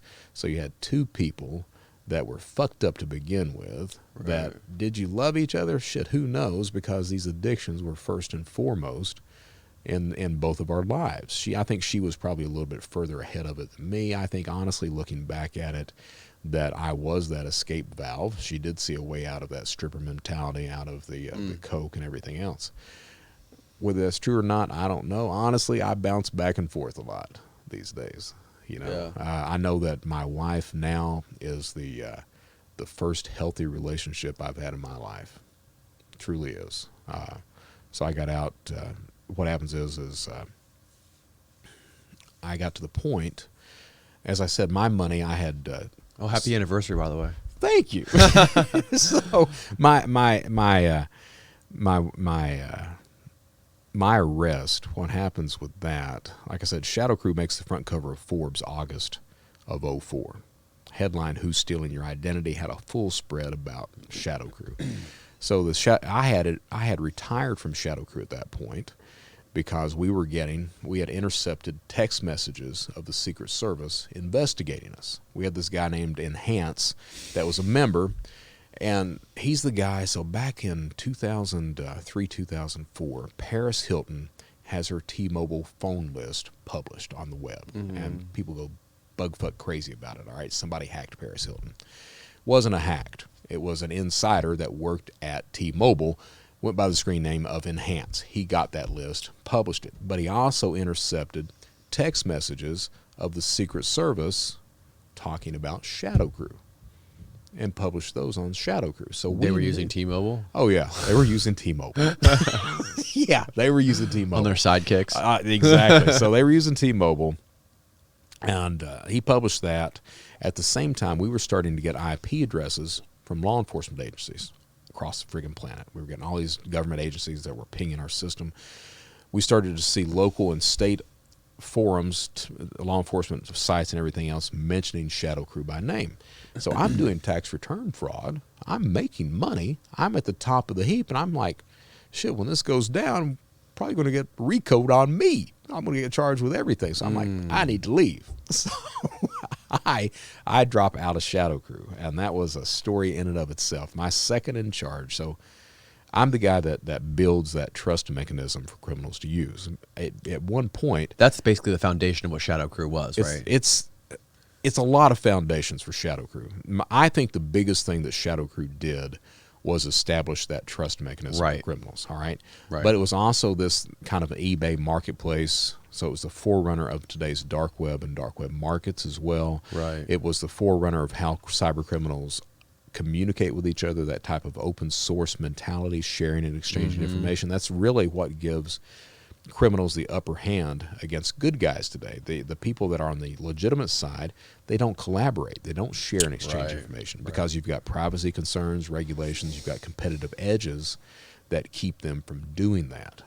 Criminals have, with the advent of Shadow Crew, we were all about openly sharing and exchanging information, teaching everybody how to do these types of frauds and crimes. Everyone profits more. You share and exchange, and you don't judge anybody. You just, what do you got? Now, was there anybody regulating the platform, like regulating who could be on it, who could be off it, depending on how do you? There was. So what happens is, and that's what I was getting to there, with Counterfeit Library, I'm the guy that every single business deal goes through. They had one reviewer on the site. It was me. You had a product or service, you would send it to a drop, or you would let me see your service, and I would test it, then I would post the review. Depending on that review, because, again, I was basically the guy, if I gave a good review, that seller would make a shitload of money. If I gave a bad review, that seller wouldn't do any business at all there. All right.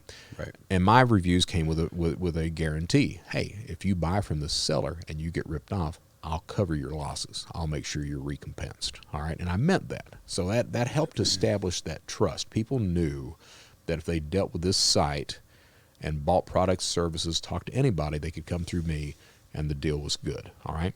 When we transitioned over to Shadow Crew, we had become so big that you couldn't do that anymore. Not only that, but you start to get worried because now law enforcement's looking at you.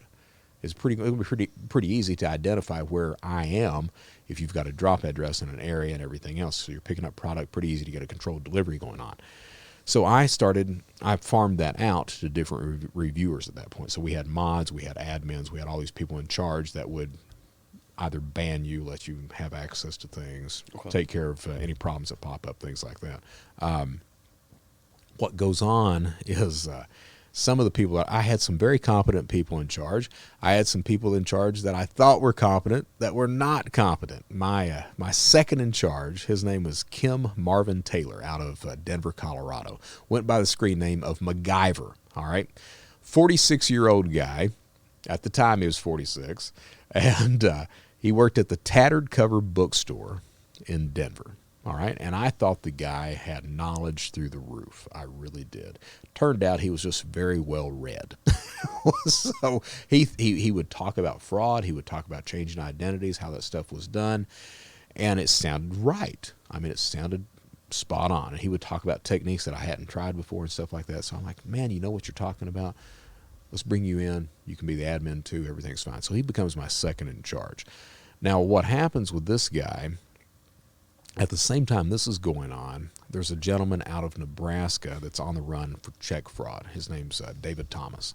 So David comes to the Shadow Crew forums, and he's broke. He's begging for money. He's like, hey, help me out. So we take up a collection for the son of a bitch. Send him some money. I get him a job working with a carter. So the carter's sending stuff like coin collections to him, stuff like that. And then David is taking it to a friggin' pawn shop, getting 20 cents out of the dollar out of it, not making any money for anybody. So 3 months of that, David comes back to me. He's like, hey, man, I need to make some money. I was like, okay. So I had these Ukrainian contacts. Reach out to one called Big Buyer. Big Buyer says, yes, I'll work with him. So Big Buyer sends David enough money. David was in Texas at that point.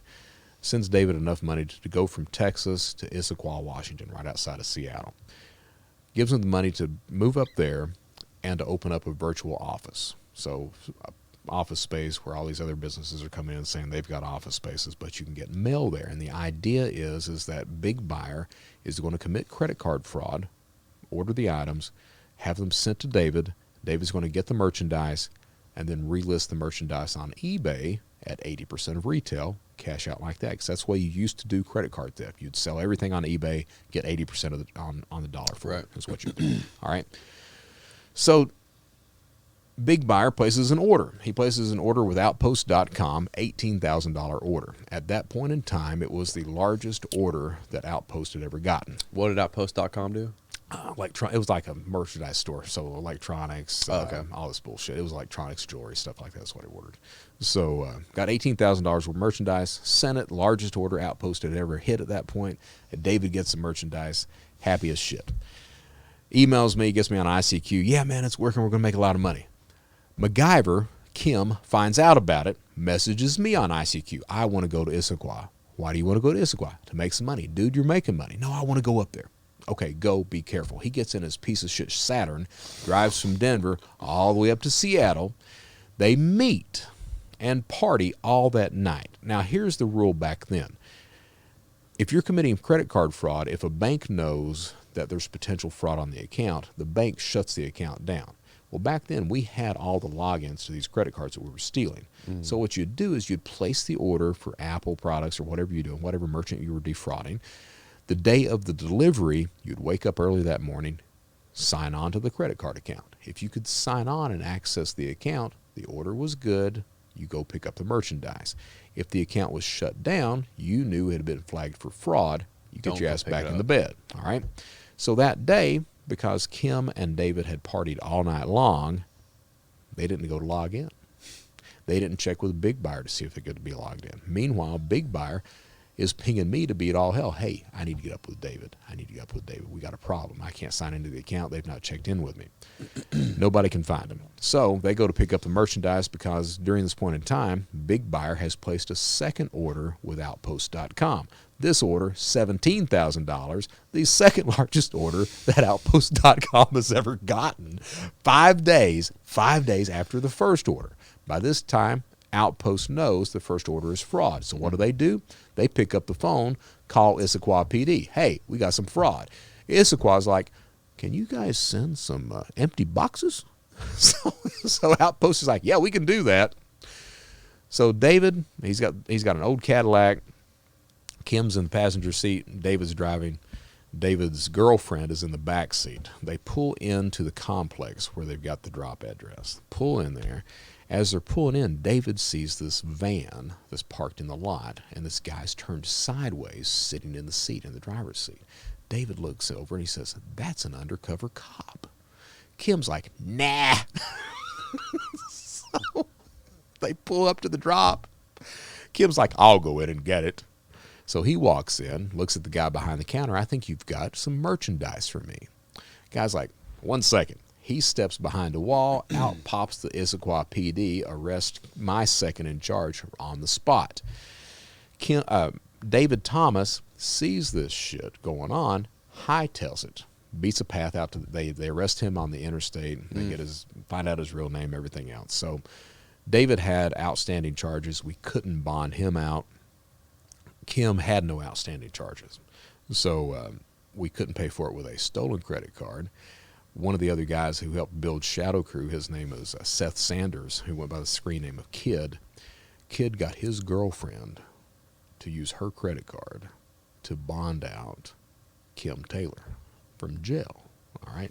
Stupid-ass move, but that's what happens. So we get Kim out. I put Kim on a bus to Utah to hang out with this guy that was willing to take him in, the guy that made counterfeit driver's licenses. He went by the screen name of Midhack. So Midhack's like, yeah, send him down. Me and my wife will take him in. So Kim's there about 3-4 weeks. I get a call one night. Midhack actually calls me. He's like, hey, man, you got to get this son of a bitch out of here. I was like, what? He's like, man, the only thing he's doing, he sits in a chair all day and just pops X all day long. I'm like, what? Jesus Christ. He's like, that's all he's doing. 46 years old. What a lunatic. Yeah, I'm like, what the fuck? So I'm like, I get him on the phone. I was like, you got to go. He's like, where am I going to go? Well, at the same time, because I'm running all this bullshit, all these different operations and everything, I have this other guy, Larry Ruda, is coming from Los Angeles, moving his ass to Georgia, to whatever that coastal city is over in Georgia. He's moving to Georgia. So he's holed up in Denver. He's had a stopover in Denver there, committing fraud in Denver to get some more money to make the rest of the way to Georgia. I'm like, okay. So Kim decides he's going to partner with Larry.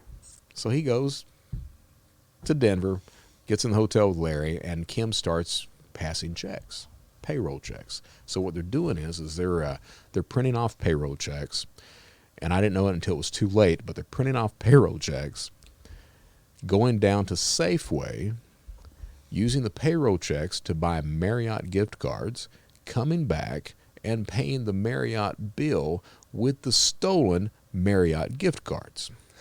Needless to say, it doesn't take long to track those son of a bitches down. Right. So cops come in, arrest everybody at that point. Kim gets away from that. Now, this is all happening as I'm retiring from Shadow Crew. Same fucking week all this is happening. What I end up doing, I contact my forum techie, guy by the name of Albert Gonzalez. Contact him. I'm like, look, ban this guy, I'm out. So I retire. Albert Gonzalez does initially ban Kim, but he lets Kim back in. And the reason why is because Albert Gonzalez starts out as our forum techie, all right? Albert goes on to be the largest credit card thief in history, 170 million credit cards. He gets 2 20-year prison sentences. He's still in prison to this day. What? All right? Now, the way he gets caught, and that's what brings down Shadow Crew.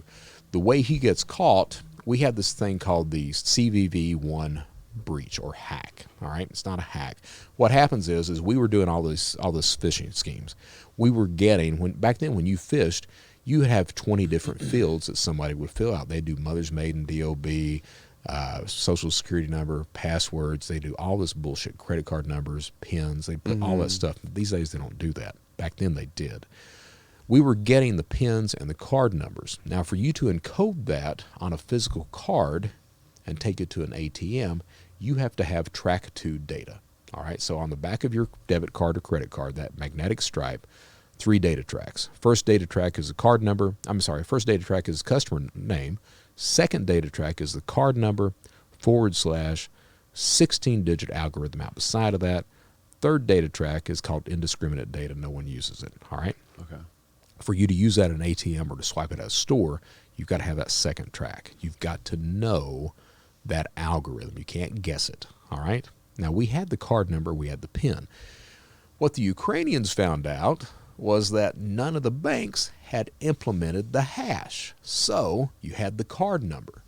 When you encode that on the magnetic stripe, you put the card number, a /, and you could put any 16 digits out beside of it. It would encode. You could take it to an ATM, pull cash out on it. All right. Now, before we found that out, everyone was doing card not present fraud. You'd get stolen credit card details. You'd go online, buy merchandise, and rip people off like that. Okay. And a good carder at that point would profit $30,000 to $40,000 a month is what you could profit, because you'd get the products in, you'd resell them on eBay, 80% of retail, and make money like that. Okay. Now, when this hack comes out, where you're able to encode and cash out on an ATM, that $30,000 to $40,000 a month turns into $30,000 to $40,000 a day. All right. Now, the people that were supplying that data, this goes into those 3 necessities of cybercrime I was talking about: gathering data, committing crime, cashing out. All right. The Ukrainians had the data. They knew how to commit the crime, but they were physically in a location where they could not put any cards in an ATM. So much fraud had happened in the Ukraine and Russia, that eastern part of Europe, that every card was locked down. So they had to get money mules in the United States. That's what partners Shadow Crew with these Ukrainian forums at that point in time. That's the first real partnership that takes place. Okay. So the deal was Ukrainians would supply the card data. We would encode it. Cashiers would pocket 30 to 40%. 60% would go to the Ukrainians on a daily basis. All right. Albert, our forum techie, he starts to do this shit. So one day he's in New Jersey. He's got a backpack. He's got a stack of white plastic cards that are all encoded with stolen debit cards. He's got a stack of these son of a bitches, broad daylight. Stands at an ATM for 40 minutes. Putting one white card in after another, pulling out $20 bills, stuffing them in this damn backpack. 40 minutes. Oh, my God. Broad daylight. He's wearing a wig. Wow. Yeah. Meanwhile, it just so happens that 2 New Jersey cops are eating across the street and notice this kid standing at the ATM for 40 minutes. One of them looks at the other. Let me see what he's doing. He goes over, walks up to Albert, sees that Albert's wearing the disguise, everything else, sees the white stack of cards in Albert's hand. What are you doing, kid? Albert falls apart at that point. We didn't know Albert had been arrested. Albert goes to work for the Secret Service. Now, the big thing is back then, I call it the FIS syndrome, the fucking idiot syndrome. Everybody on both sides of the fence were idiots. All right, we committing crime, we didn't worry about security, we didn't worry about a lot of stuff like that. Law enforcement had no idea on how to track these people, how to arrest them, identify them, anything else. So they arrest Albert, all right, on a mistake, just accidentally get the guy. Albert immediately turns on us, and they ask him, hey, how would you identify these people and arrest them? So Albert says, you could try a VPN. And they're like, a VPN? So, Never heard of that before. Yeah, they're like, what is it? And he tells them. So it was Albert's idea to do this. The reason Albert lets Kim back on the forums is so that he could identify him. So Albert's already been arrested. He's come back in, everything else. Albert I step aside, didn't know he had been arrested. Albert comes in, and he makes a rule. He's like, hey, law enforcement's looking at us and everything like that. To be safe, I put this VPN in. Everybody's going to be protected. Nobody can see what we're doing. We got you. Turns out Secret Service is running the VPN. They caught drop addresses, real names, transactions, everything else. So if you look at the Secret Service indictments, I think the indictment was only for like $5 million for the fraud, something like that. It was just for a few months and just for a set group of people that were using it out of that 4,000 group structure that was there. But arrested 33 people, 6 countries, 6 hours. I'm the only guy publicly mentioned as getting away. There were a couple of other guys that did get away. There was a guy that went by the screen name of Tron. He was a Ukrainian, and what happened with that guy? Secret Service is in the air, about to arrest him. They call the local Ukrainian PD, and they're like, we're coming down to arrest this guy. The Ukrainians are like, oh, yes, come on down and get him. So as soon as the Secret Service hangs up, they get in the car, drive down, and tell the kid, hey, they're coming. Kid bugs out, and he gets away like that. There was a couple of guys that got away just accidentally and things like that. They pick me up February 8th, 2005. And what happened there, I had all my money overseas. I had, a couple $100,000 stateside, but where I went head over heels for Elizabeth and started spending money hand over fist, just crazy amounts of money. When I started doing that, I went broke quickly stateside, had money overseas, couldn't access it. At about the same time as when Shadow Crew makes front cover of Forbes. Then all of a sudden, Shadow Crew gets busted. Shadow Crew gets busted October. I'm already out of money by October of that year. You just spent it all? You just blew it all? For me, with her, every dinner, every night, didn't eat anything at the house, ate at the best restaurants in Charleston. So every dinner was $500 to $700. Every dinner, every night. Good all right? God. Every weekend was $1,000 pair of shoes, at least $2,500 purse every weekend. I remember there were a few weekends I would have there was one weekend in particular had $11,000 in cash on a Friday night. $11,000 on a Friday night. Sunday morning, nothing. Didn't know where it went. Had no clue. I remember we were at a bar, one of these dance bar type things, at a bar, and I got a booth and had some champagne and all that. No money by the once the weekend is over. Was this part of your sort of inner control? Like you didn't want to lose her. You didn't want her to leave you. I'm a control freak. You didn't want to be alone, and you wanted to just shower her with all this money and all these gifts and all these dinners. So it's weird with me in relationships, and my wife Michelle, she'll tell you the same thing. I'm still learning today what a healthy relationship actually entails.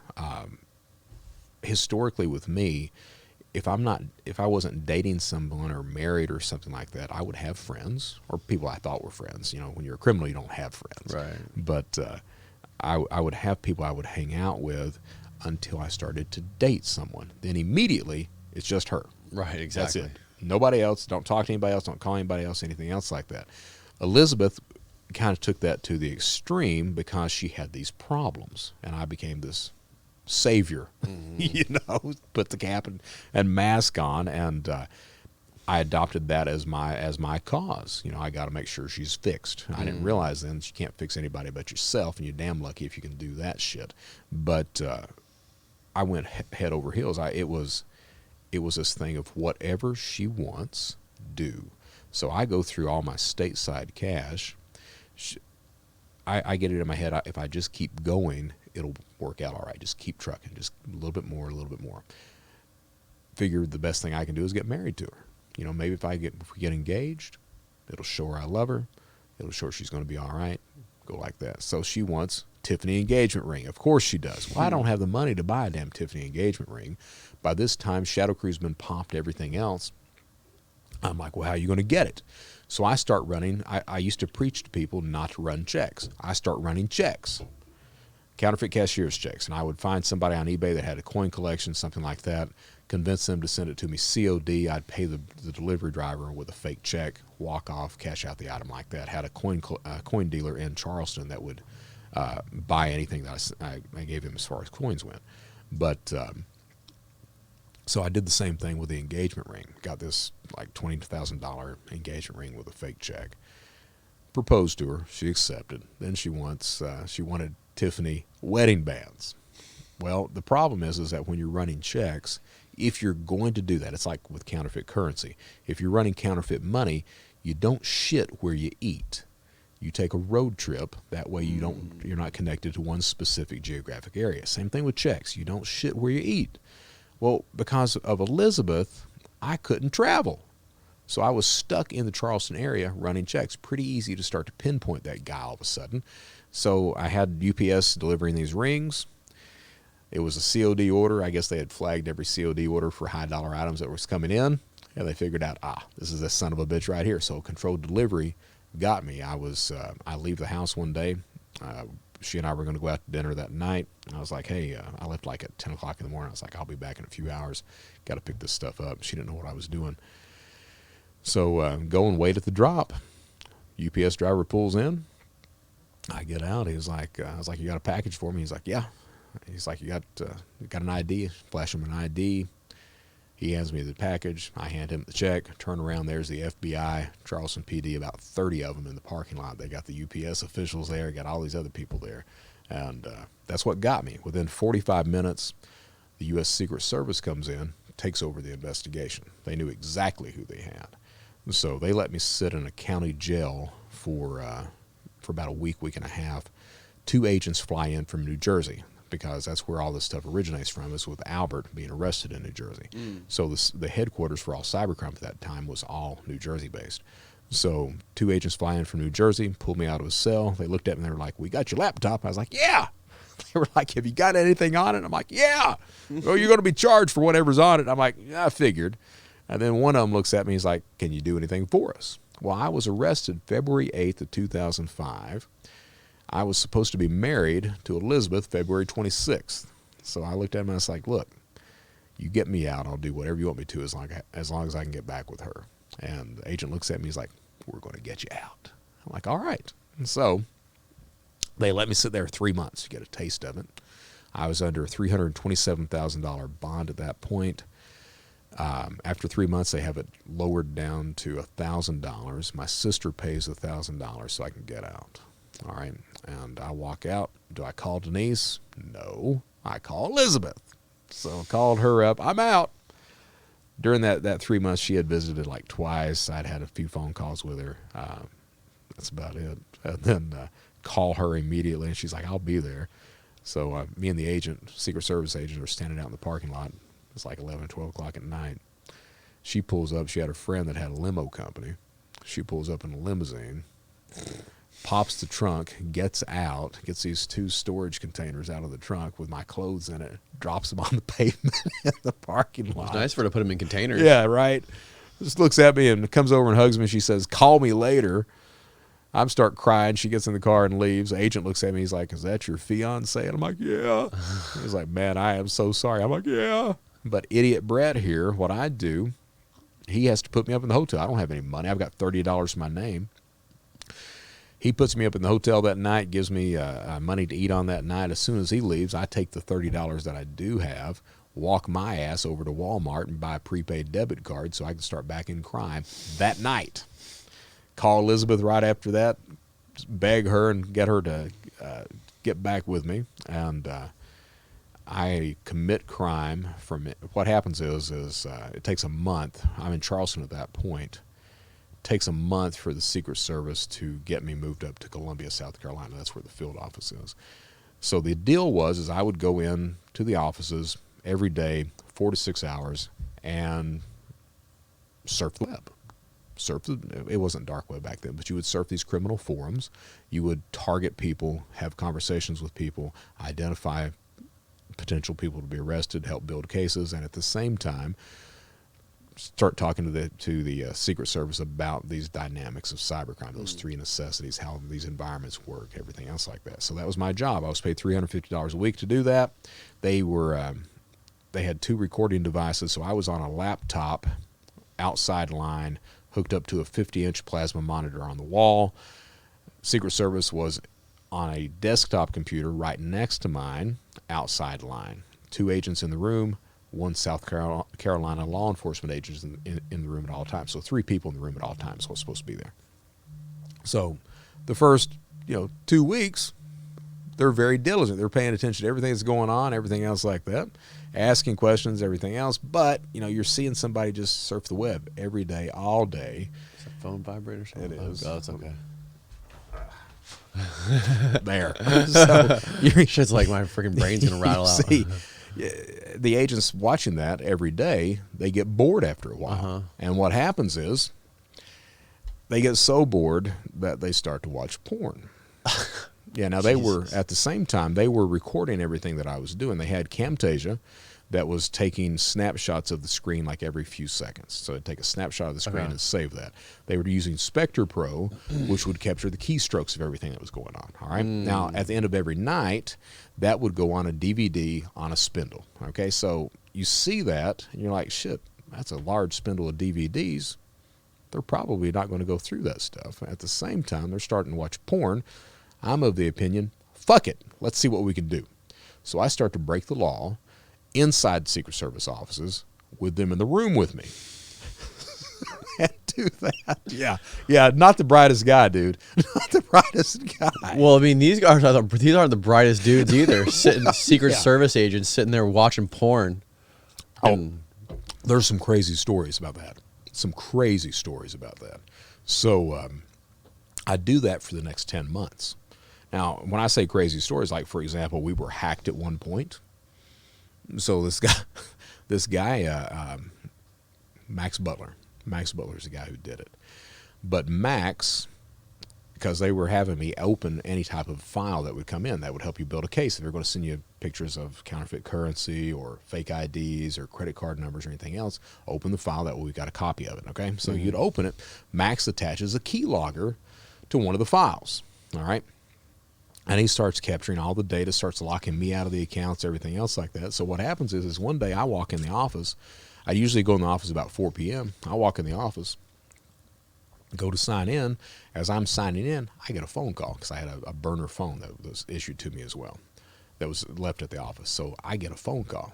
Get on the call, and he's got this TTYL stuff. This for hearing impaired people, is kind of an automatic voice that comes across.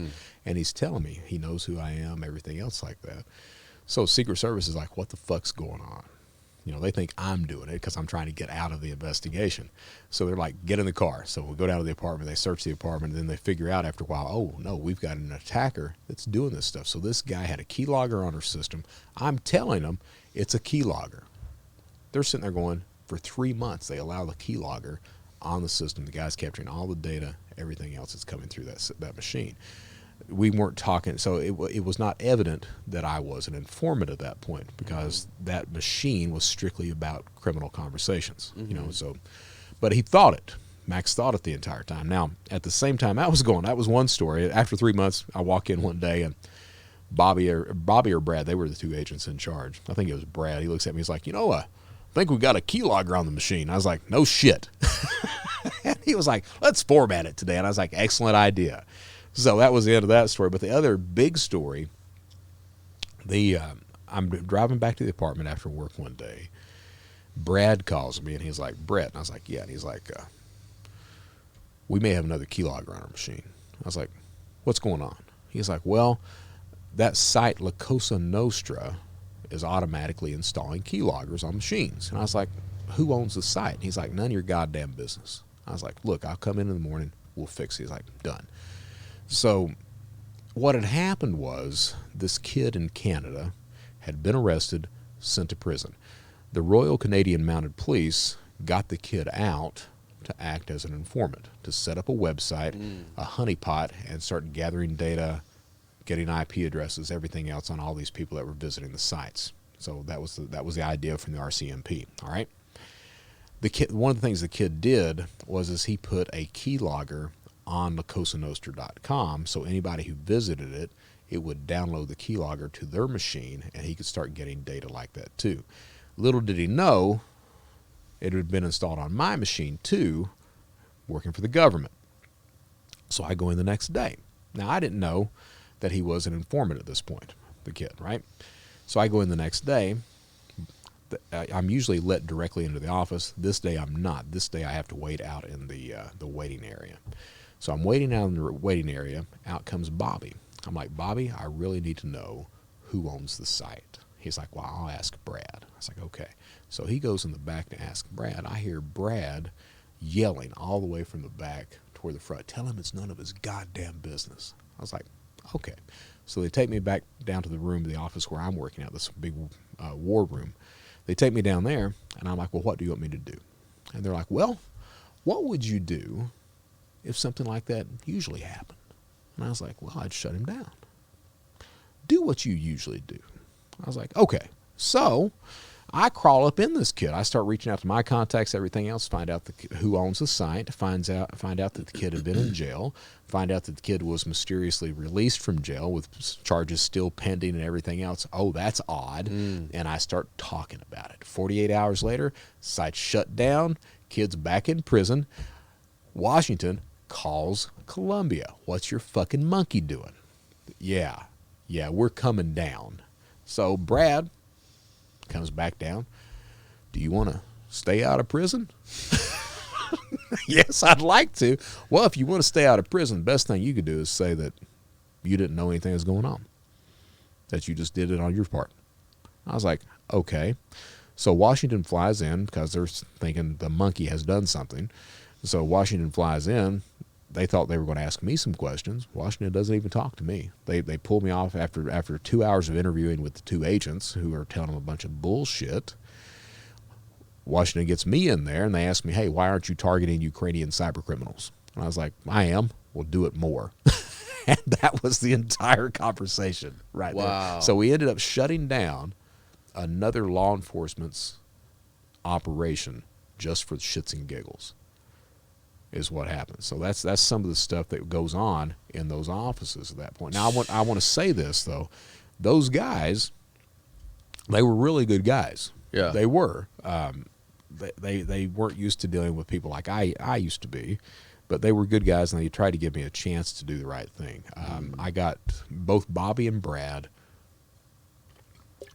got fired from the Secret Service. And when you're fired in federal government, you're not fired, you're transferred to another agency is what happens. So what happens is when they finally find out that I'd been screwing them over, I'd ripped them off for committed crime for 10 months inside of the offices. We had this operation called Operation Rolling Stone, and an associate of mine by the name of Sean Mims, I had taught him how to do this tax return fraud that I was doing. So they go to arrest him. When they arrested him, there was absolutely no evidence in his apartment. The apartment manager, he was living in Los Angeles, the apartment manager comes out and tells him, hey, the night before he had a U-Haul, packed out all kinds of shit. Don't know what it was. So they figure it was all the evidence. So they come back in the office the next day. They want me to take a polygraph test. And I'm like, no, not going to do it. So they get my lawyer on the phone. My lawyer's like, well, have you done anything? And I was like, yeah. And he was like, well, you could always try to lie and pass the test. If not, they're going to throw you back in jail. And I'm like, okay, let's roll those dice. So they asked me 3 questions. Have you accessed a computer out of work? Have you talked to the press? Have you informed anyone of any investigations? I failed all 3 questions. All right. Revoked the bond, sent me back to the county jail in Charleston, South Carolina. 3 days later, what goes on is Jim Ramacone, Bobby Kirby, both Secret Service agents, they pull me out of the cell down there in Charleston. They've got a Miranda waiver. They've already searched my apartment. They found prepaid debit cards, cash, IDs, all this other bullshit. So they find all that. Ramacone's pissed off. Bobby's upset. And what had happened is when I failed the polygraph, Brad and Bobby, they want to search my apartment. And I'm like, go and search it. Let me go with you. And they're like, okay. So as they walk in the apartment, I get them distracted. I looked at Brad and I was like, hey, man, you want to see what kind of porn I've got? He's like, yeah. So he comes in the bedroom. I've got a stack of the DVD porn and all that. I was like, look, man, got this. So I'm showing him that. Bobby's searching in the kitchen and the living room. The shit that I've got that's important is in the closet in the bedroom. So Brad, he's distracted by that, and I start talking to him about these strippers that I'm dating. Mm-hmm. So he's talking about that. He just kind of glances around, doesn't do anything else. And I didn't know. It took until I think I met Bobby in 2017. I didn't know that's what got him fired right there. They trusted me when they went in the apartment not to do a real thorough search. They just, when I told them nothing was there, they believed that bullshit. So what happens is later on, they didn't find anything on that search. Later on, some more agents come in, do a thorough search, find all kinds of bullshit. And because of that, they're dismissed from Secret Service. I don't know where Brad's working now. Bobby got a job over at the VA doing investigations for them. That's where he works now.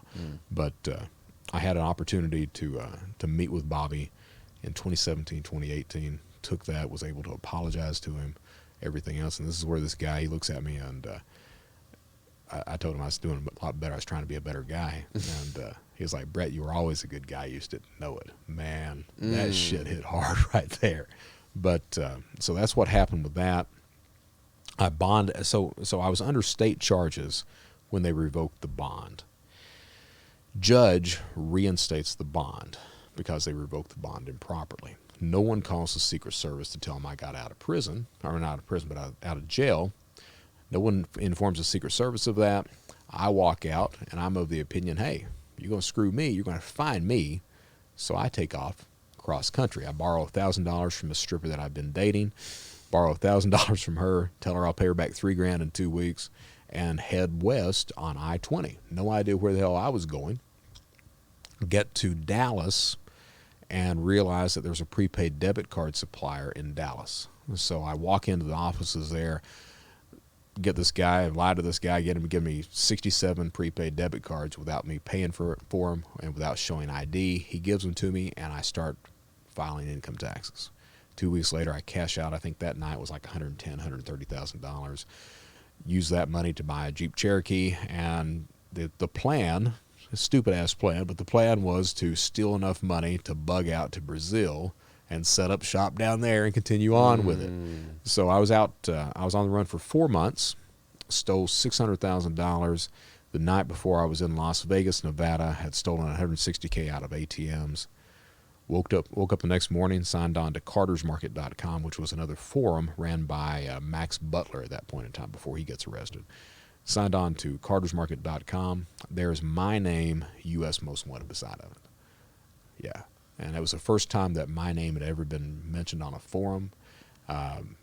Real name, everything else was there. And I clicked on the link. There's my picture, a link to the Secret Service. No way. Yeah, and it's talking about me working with the Secret Service, helping to put them in prison, everything else. So everybody's just pissed to beat all hell, right?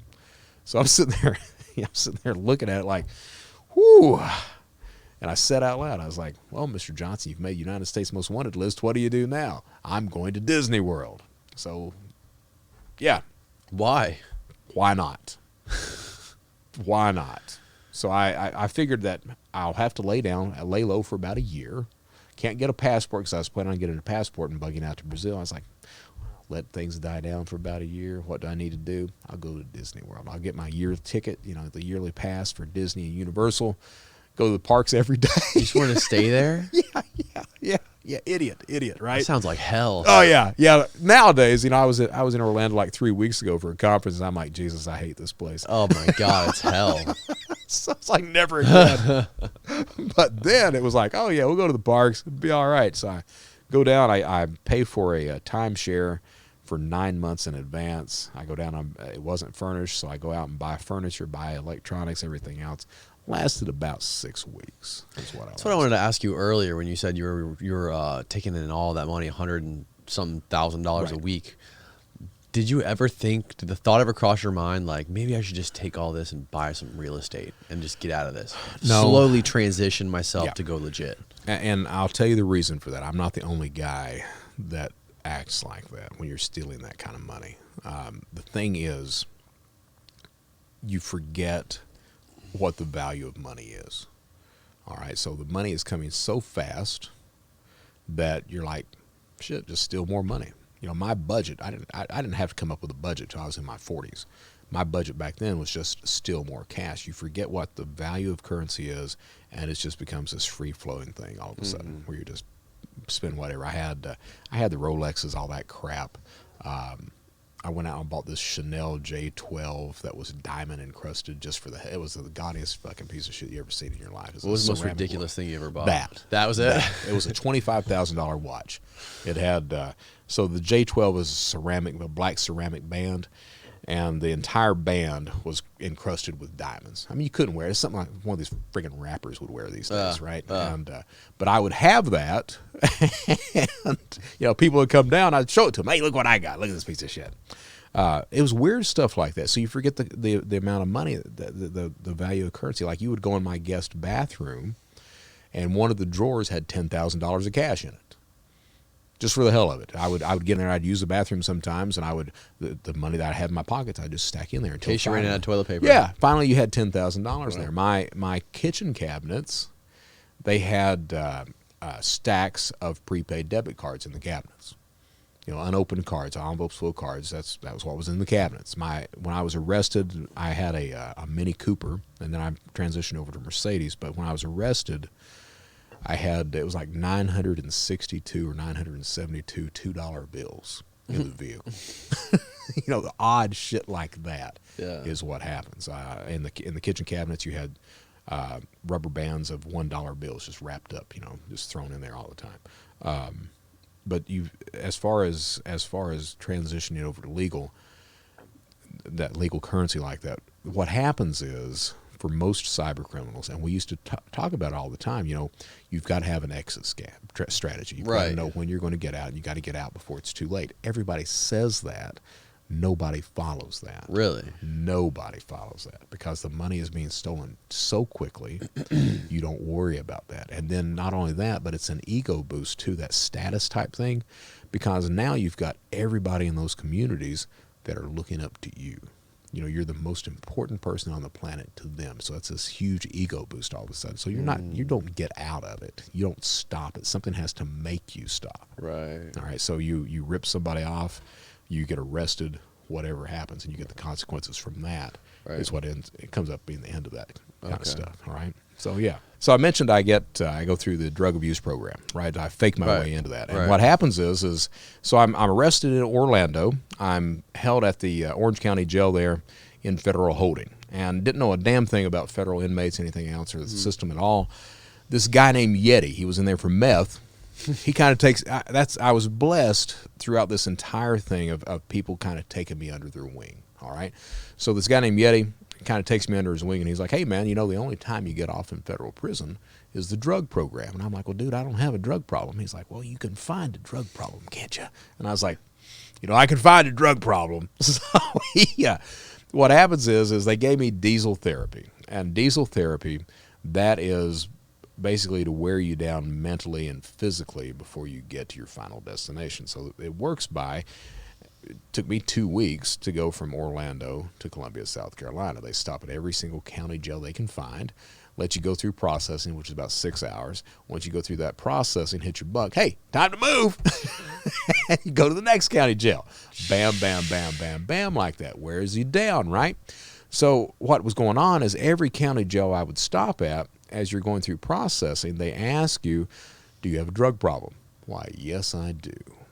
Alcohol, cocaine. So I would, I'd request assistance. Yes, I'm more than willing to go to AA, everything else like that. So by the time I get to Columbia, South Carolina, I've got a paperwork trail of me saying I've got drug issues. My initial lawyer was a guy named Paul Thurmond, Strom Thurmond's son. All right. Okay. And I had paid for him with stolen money. So I had to drop him. So they gave me this guy that looks just like Billy D. Williams. His name is Jimmy Rogers. Jimmy P. Rogers was this guy's name. Looked just like Billy D. So he's the only good thing the guy did for me. He stands up and during the arraignment, he asked the judge to order a psychological evaluation. And the judge is like, yes. So psychological evaluation is 4 hours long. Psychologist comes to the county jail, pulls you out, gives you this 4-hour interview. About halfway through it, psychologist is like, use any type of drugs? I was like, yeah. What do you use? Cocaine. Smoke or snort? Snort. How much? An 8-ball a day. And he looks at me, and I'm like, he's like, that's a lot. And I'm like, yeah. He's like, do you have any trouble out of that? And I was like, yeah. I can't get an erection. And he looks at me, and I looked at him, and I'm like, I got that shit from Boogie Nights. That last shot, Mark Wahlberg, he can't get it up. And I'm like, that's got to be right. So I looked at him. Psychologist is looking at me, and I'm like, is that right? And he's like, it could happen. He's like, do you still have that problem? I was like, no, No, not right now. And he's like, okay. So that makes it into my pre-sentence report. So for federal sentencing, probation office and the prosecutor's office, they do this in-depth background check on this felon, this guy who's being charged, to tell the judge how much time to give you. So they go through all your personal background, they look at the charges, everything else, and they say, give him 75 months or that range, okay? So that drug use goes into my PSR. So the day of sentencing, prosecutor stands up and this dude is screaming. He's manipulating the prosecutor. He's manipulating the Secret Service. He's manipulating you today, Your Honor. We insist on the upper limits of the guidelines. So my guidelines were 60 to 75 months was what I was supposed to be sentenced to. I had already been bragging that if I get any more than 60 months, I ain't staying. So judge, after the prosecutor says this, judge says, I agree, 75 months. I'm like, looked at my lawyer. Can you get the drug program for me? He's like, I don't know. I'll ask. So he stands up. Your Honor, will you order the drug program for Mr. Johnson? Judge is like, no, but I'll recommend he gets evaluated for it. I'm like, well, what does that mean? Lawyer's like, you're probably not going to get it. I'm like, okay, how soon can you get me to the camp? He's like, well, if you don't appeal, I can get you to the camp pretty quick. I was like, my exact words were, fuck the appeal, get me to the camp, I'll take it from there. He looks at me like I'm the biggest fucking idiot in the world. So we don't appeal. I had family and friends look up, because you can have a prison recommended in federal system. So I'd had them look up, because a lot of camps back then did not have fences around them. So I wanted a camp that didn't have a fence because I was going to leave. They settled on Ashland, Kentucky. Wasn't supposed to have a fence or anything else. So 2 weeks later, I'm in Ashland, Kentucky.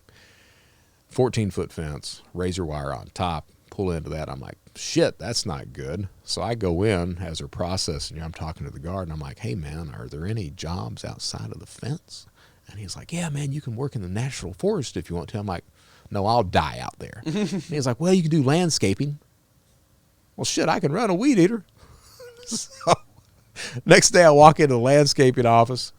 The guard in his office, his entire wall behind his desk is an aerial photo of the compound blown up. So you can literally sit there and plot your escape, right? So my dad starts to visit. About the third visit in, the poor guy, he's like, he looks at me, he's like, I've been reading about you online. I'm like, yeah. He's like, yeah.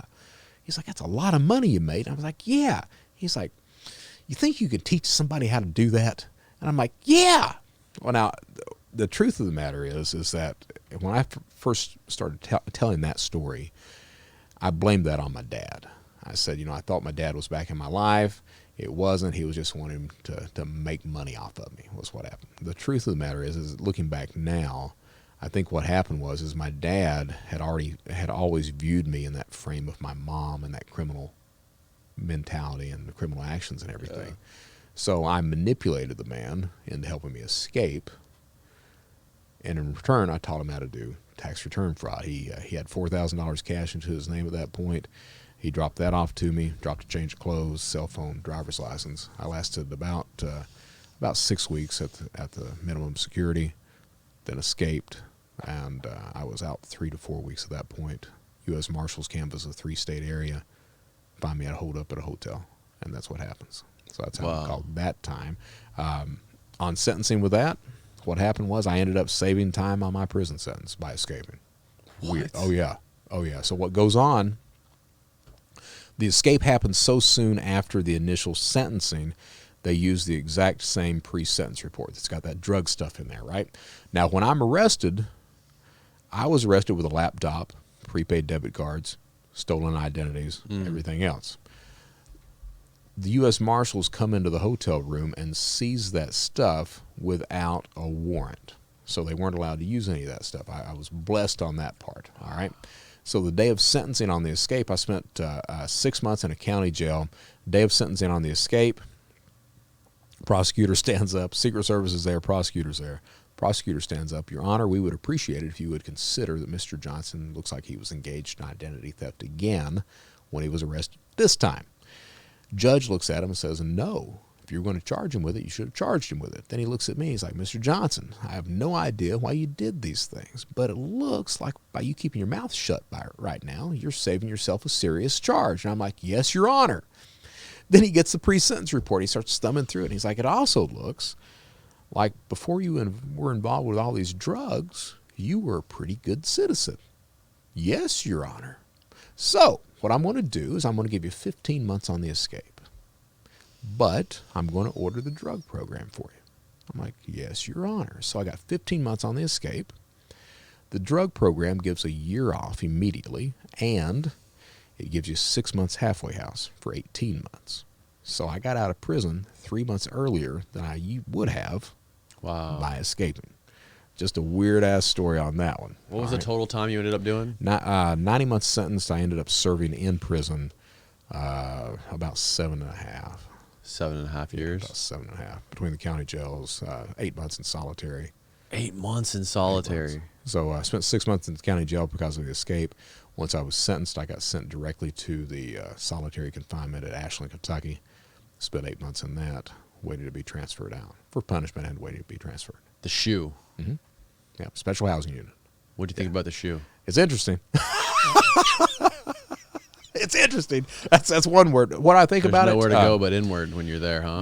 It's a 6x9, 6x8 cell, so you can actually spread your arms out and touch the walls. Oh wow! Right? You've got You've got a double bunk in there, but only one person in the cell. You've got the toilet and you've got a desk that folds down from the wall. All right, and the way it works, and everybody's about the same. The first few months, you sleep as much as possible. 16, 18 hours a day. You get up to eat, to use a bathroom, stuff like that. The first few months, there was no books, so you've just got your thoughts. So that's why one of the reasons you try to sleep as much as you can. And you play mind games. You'll try to play a game of chess in your head. They talk about that. That's almost impossible to do that shit. Yeah. So you start doing this and trying to play mind games and all that. And you do stuff to occupy your time. You make your bed 4 or 5 times, stuff like that. There was no air conditioner in Ashland prison at that point in time. And so what you'd do to stay cold or stay cool, you'd strip down to your boxers. You'd wet the sheet that goes on your bed. You'd wet it with water. You'd lay it out on the concrete floor, and then you'd lay on top of that, and that would provide some comfort on that. Wow. So you'd do that. After a few months, you get the King James Bible arrives, so you read the Bible a lot. And then a few months later, actual books show up, and you're happy as hell to get that. You're allowed a phone call a month. It takes you have to be there. The first month, you're not allowed anything. You're allowed after that first month, so 60 days in, you get a phone call, and that's a 10-minute call. You get 2 showers a week, Wednesdays and Saturdays, and the shower's 10 minutes. So they handcuff you out, march you to the shower, come back in. You're supposed to get, the law says, you're supposed to get out of your cell an hour a day. So they've got a special yard for you and everything. That's not the way prison actually works. The way prison actually works, you're lucky to get out an hour a week. So most of the time is in the cell at that point, all right? You get to the point where you see shit, man. Honestly, you see stuff. Yeah. You'll see, your mind starts to fabricate stuff. You'll see a bug that's not there, stuff like that. I still have problems with that today, as anybody would. But it has an effect. It has a strong effect on you. It got so bad that what happens is I get sent to a real prison after that, Big Spring, Texas, which is a disciplinary medium low is what it is. So all the fuck ups go to Big Spring. So anybody that's violent that doesn't classify for medium or max, they go to a disciplinary one. All right. So went through 3 riots while I was there. Saw 2 people murdered, 4 suicides. That place is ran by the gangs. Most prisons are ran by gangs. I just didn't know it at that point. So what happens is I go to Big Spring. Your race meets you at the door as you come out of processing. So who met me was the treasurer of the Aryan Brotherhood. So Big Spring is a converted Air Force compound. I'm walking up to the unit. Out pops this treasurer named Nick Sandifer. He looks at me. He's like, how many more white guys are coming in? I was like, shit, I don't know, 4 or 5. Next question. What are you in here for? My answer, computer crime with a big-ass smile. Wrong thing to say. Wrong thing to say, because back then, you didn't have credit card thieves and shit like that. Back then, when you said computer crime, you were a pedophile. You were child pornography. Chomo time. So, and what had happened is, the week before I got there, the Aryans, because who ran that compound was a Mexican gang called the Paisanos. So the Paisanos. So the week before I got there, the Aryans had paid the Paisanos to beat the living shit out of every pedophile on the compound. Wow. They had locks on socks. Everything else is bam, bam, bam, bam, bam. And where they got the information from, the guards gave the information of every pedophile that was on the compound. Wow. So what happens is 4 p.m. nationwide, you've got a stand-up count. Every inmate in the federal system stands up. You do a hand count of everybody. So 4 o'clock count comes in. After that, you lock down until lunch, or until dinner. I'm sorry, you lock down until dinner. So as soon as those doors locked that week, they had a list of all the pedophiles. They got their socks. They got their locks on their belts or in their socks. Bam, bam, bam, bam, bam. So I come into that type of environment. Everybody's on edge. This guy asks me, what are you in here for? I say computer crime. He looks at me like I'm the biggest piece of shit in the world. He's like, hold that thought. He goes and gets his buddies, and they're circling around like, what'd you say you're in here for? So I'm telling them, and they're like, it sounds good. You still said computer crime. So the good thing about that is that they will not do anything to you until they know. Mm-hmm. So it's going to be paperwork, or a guard's going to tell them. All right. Now, that shit had already popped off to the degree that you weren't traveling with paperwork. Because it used to be you would come on the compound with your paperwork and you would show them at that point. It would tell if you had cooperated with law enforcement, what your charges were, everything else. Right. That got to such a problem that they now banned paperwork from inmates traveling. So it took the guards to say that. Well, the guards weren't telling them shit about me. All right. So for the first month, they think I'm a pedophile, but they can't prove it. At the end of the first month, Wired magazine hits the compound. I'm in the magazine. And it's talking about the hacking, the theft, the fraud, everything else. I'm like, sweet. Hallelujah. Yeah, except it's got this line in there. It says, Brett Johnson, Secret Service informant. So, oh, no. Yeah. So that was at 4 o'clock. They head out mail right after the count. That magazine hits. I'm flipping through, and I'm like, okay, I'm good until I see that line. And then I'm like, I'm fucked. We go to dinner after that. At dinner, you already hear the conversations going. We got a snitch on the compound. We got a snitch on the compound. We think it's that guy right there. The warden shuts down the compound the next morning, shuts down everything, calls me into the office. He's got SIS there. He's got all the counselors there. He looks at me. He's like, did you give an interview to Wired magazine? I'm like, yeah. He's like, don't you know they'll fucking kill you? I'm like, no. He was like, when did you give an interview? I was like, during transport out of Oklahoma City and Atlanta and all that. He's like, they will kill you here. So they're doing a locker search, trying to confiscate all the magazines. He looks at me. He's like, do you feel safe? And I was like, if you tell me you don't feel safe, what happens to you? They throw you in the shoe for 8 more months until they transfer your ass. So I'm like, no, I'm not going back there. Yes, I feel completely safe. He looks at me like, you're an idiot. He says, hey, look, if anybody says anything at all to you, you better tell somebody. They will kill you here. I'm like, understood. So I go back, think everything's fine. Next day I walk into the unit. There's Nick Sandifer on his bunk. He's got the magazine wide open reading it. I'm like, oh, shit. Walk up to him. I'm like, hey, Nick, what are you doing? Oh, just doing some reading. Anything interesting? It's getting that way. Let me show you. So I take the magazine, point the line out. He's like, man, I already knew. I was like, do we have a problem? He was like, did you snitch on anybody that's here right now? I was like, no. He's like, until someone hits this compound that you've told on, we don't have an issue. I'm like, good. He's like, but we do need you to do something for us. So in federal prison, federal system, you have to have a job. Doesn't matter what you do, you've got to have a job. I got a job in education teaching a lit class. Every Aryan signs on to this lit class that's taught Wednesdays 6 to 8:30 p.m. Did we teach books? No, we didn't. We taught fraud every Wednesday, 6 to 8:30. Anything you guys want to know? Help me help you. I'm here for you guys. That was job 1. The second job, and I've talked about this before, but there's 2 types of inmates that you can see and really point them out as they're stepping off the bus. You know who those pedophiles are immediately. Right. You know those guys. Right. And the second one, you can pretty much point out the bank robbers. Those two groups of people. Really? Oh, yeah. What do the bank robbers look like? It's like they're individuals. They're just, they know their place, man. It's like they're that guy. Cocky? It's not really even cocky.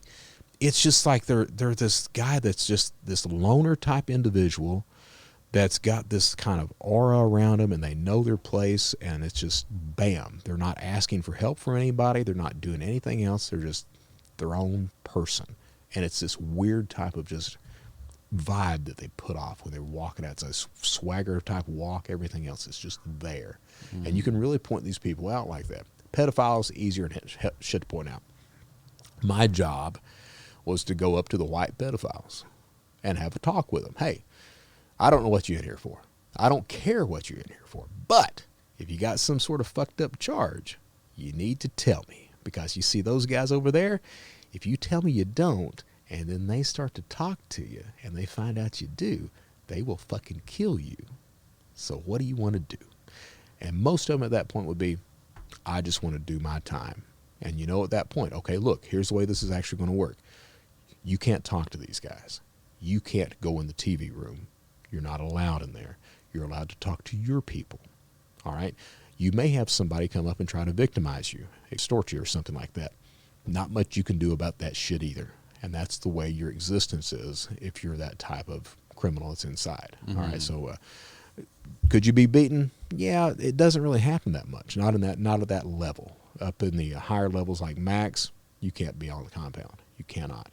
Now, you were in a low, you said? Disciplinary medium low is what it is. Medium Yeah, low. So it's weird. So you've got minimum, low, medium, max. All right, but you've got these disciplinary levels on each one too. Oh, okay. I knew the low. I know mainly the white collar crimes are lows.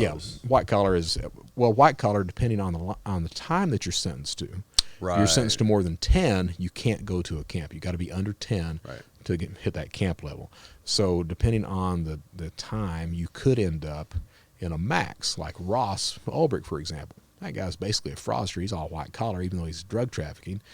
His dollar amount's so high, he hits max level at that point. He's in that big Colorado super max, the is. same one El Chapo's Yeah, at. and will he ever get out? Shit, who knows? I mean, he beat one of the life sentences, but he got life plus. He beat one of them. So he got sentenced to 2 life sentences plus 40 years.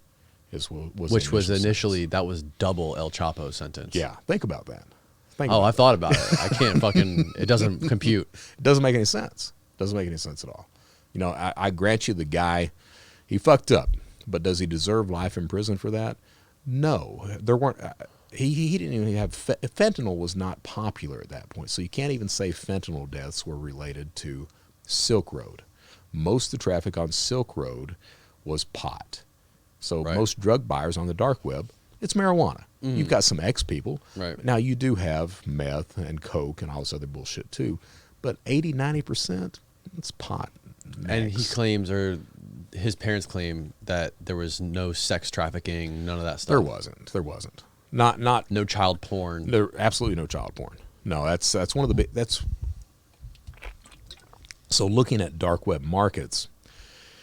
Child porn has never been on dark web markets. It's always been a separate type of thing, and that goes back to the Shadow Crew days. We had rules against child porn, drugs, counterfeit currency. The only one we really lived by was child porn. All right, so you don't have human trafficking on Silk Road's side. You don't have child pornography or any pornography of any type on Silk Road. You did have massive amounts of drug trafficking. You had fraud-related stuff too. Now, does that equate to 2 life sentences? No. I can't see that, man. They tried to ping it. They tried to get him. What they tried to nail him with was the hit that they put on. So he tried to have 2 people murdered. All right. Now, there's a lot of people that are fans of Ross these days that try to say, well, that didn't happen. Yeah, that shit happened. Right. All right. He was being blackmailed. Someone evidently knew his real identity or knew the identity of somebody. And Ross, and I've been in that position. I've been in that position where you're basically the father of these people. Right. You take care of them. That's your tribe. You're going to take care of your people. So when you're presented with something like that, you want to fuck with me, I'll fuck with you. Right. So Ross thinks he's going to have a hit done, and the whole time it's set up by law enforcement. They send pictures of this supposed hit everything else. Now, that's enough. He wasn't charged with that, and I've not looked at the case files, but I'm willing to bet He was not charged with that. he was not charged with the attempted murders. But that doesn't mean it doesn't go into sentencing. All right? Right. It could be part of relevant conduct in the PSR, and they consider that with sentencing. I'm willing to bet that's where that life sentence bullshit comes from, is right there. Okay. They found some sort of corruption with the prosecutors, right? Oh, geez, man. There were Secret Service agents that were stealing crypto. There were like 2 or 3 of them that were doing that bullshit. I mean, there was all kinds of wild stuff that was going on. Yeah. At least one of the agents was sentenced to prison for that stuff. Right. And all that. I mean, there was a load of stuff. The case, Ulbricht should have never gotten that type of sentence simply because of all the bullshit that was going around with law enforcement at that point. And that goes back to this idea, nowadays, that was back, 2010, 2011. So nowadays, law enforcement's pretty on point. They really are. They've got that shit locked down. They're very good about tracking individuals, all this other stuff, and they do things right. But back then, people were seeing the bounces with this crypto stuff and all that, and you had a lot of cops, that temptation's there. They really didn't have the investigations on point like they needed to, things like that. So you had that possibility of law enforcement coming in and fucking around with stuff. Right. Okay? And that's exactly what goes on. And I'm hoping the guy, certainly Ulbricht deserves some time. Certainly does. Does he deserve that life? No, he doesn't. And at the same time, you got to understand that I talk about him being ideological.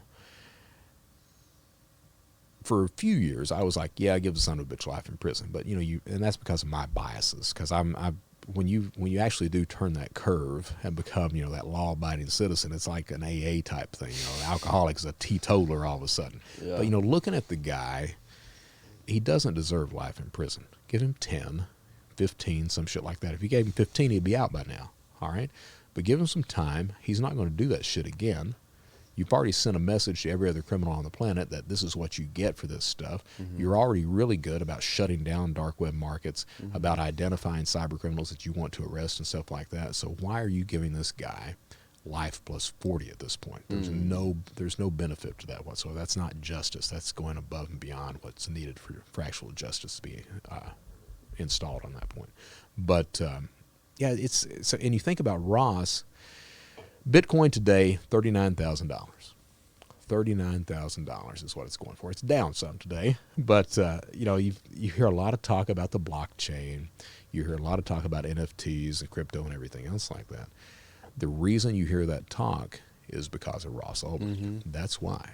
He's the guy that made it popular. He gave it its use case to this day. The real viable use case for crypto is that shit. Yeah. It is. I mean, merchants, when merchants started to, the first attempt that they had at accepting crypto for payment, you had Microsoft, you had a few other big sites that accepted crypto, all right? And this was, 2012, 2013, somewhere through there. On a monthly basis, these huge box stores were pulling $300, $400 total in crypto, and that's still the way it is today. You've got all these people, all these businesses that accept crypto, but a lot of them don't make a whole lot of money with crypto. You got people that hold it and people that make money like that, but actually buying stuff with it, not a whole shitload of people are doing that. Okay. Now, so you did 7.5 years total. What happened when you eventually got out? What was life like? I got out in 2011. I went through the drug abuse program, 9 months of CBT training, therapy, and it was very beneficial. When you choose to apply it, it's very beneficial. I got out in 2011, sent to the halfway house. I was met with my dad. My dad had been doing tax returns because I taught him how to do it. I'm not gonna, no need to fudge on that. Yeah. So he had been doing that, and he gave me some money when I got out and everything like that. I was under 3 years probation, could not get a job, so could not touch a computer. The first job, the job that I was in Tallahassee, Florida. My release is, the halfway house is in Tallahassee. My release is in Panama City, an hour and a half away. So on the weekends, I'd come down to Panama City, stay with my dad and my stepmother, and look for a job. And the job that I ended up getting was driving a taxi. turns out that you got to have a taxi license, but before you get the license, you can work 6 months as a temp before you have to go in and actually get the license. They do not give taxi licenses to felons. So I go in and apply for this job. Turns out that the guy that I was talking to had been convicted years before on some bullshit. He looks at me, he's like, look, Brett, he said, I'll hire you, but you can only work 6 months because they won't give you a license. I was like, I understand. I appreciate the job. So I drove a taxi for the first 6 months. Loved the job. I thought it was an outstanding job to have. After that ends, I had been living with my dad. Getting out of prison, you don't want people to tell you what to do. You don't. And my stepmom, she was an outstanding woman, but she was a woman that she had rules. And by God, you were going to obey the rules. It didn't matter who you were, how old you were. It's her house. If you're going to live in her house, you're going to obey the rules that are there. And I had curfews and everything else, and I did not like those curfews. So I ended up moving out. And worse, looking back now, is a good mistake, but back then it's the worst mistake I could have made. I didn't have any money. The job was ending.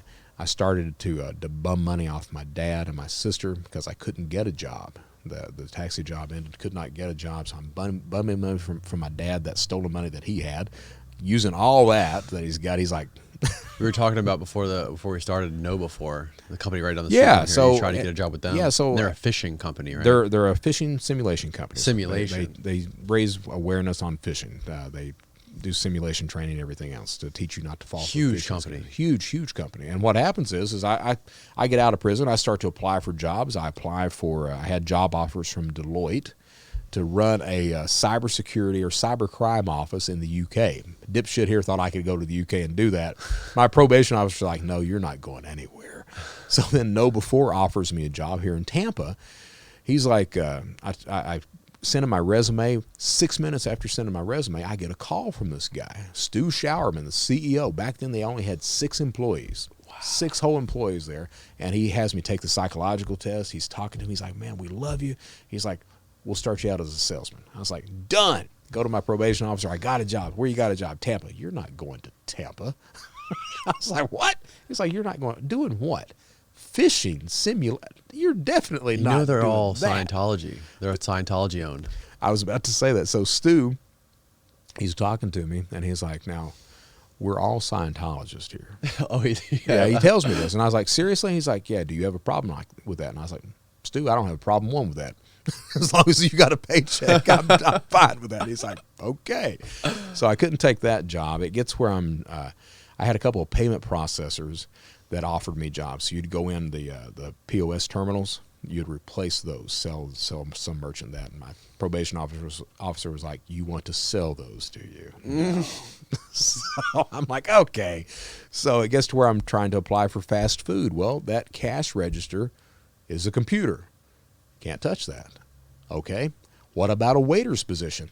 No, that's a computer and credit cards, idiot. So couldn't take that. So I was bumming money from my dad and my sister. I was on food stamps so I could eat. I had a roommate that took care of half the rent for me. They tell you when you leave prison, they're like, hey, man, find you a job, find you something you care about, you won't recidivate. Well, I couldn't get a job. For what I had a cat. And got to the point I had enough money to feed my cat. Didn't have enough money to buy toilet paper.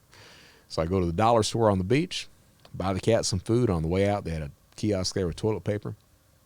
First crime I committed right there, shoplifting toilet paper.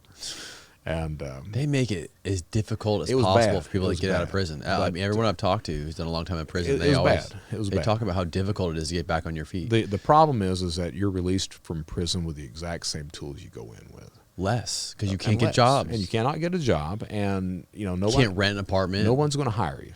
No one is going to hire you. Right. That is a fact, because you've got people out here that have not committed crimes, that don't have the history, that want a job too. So an employer, who the hell are they going to hire? You or this person that's done everything right? So yeah, it's almost like happens. that our country would rather have people incarcerated than free and have a flourishing society. It's bad, man. And the problem is that unless, with me, and I've seen it with other people too, unless you have people that help you, you're not going to be able to make that.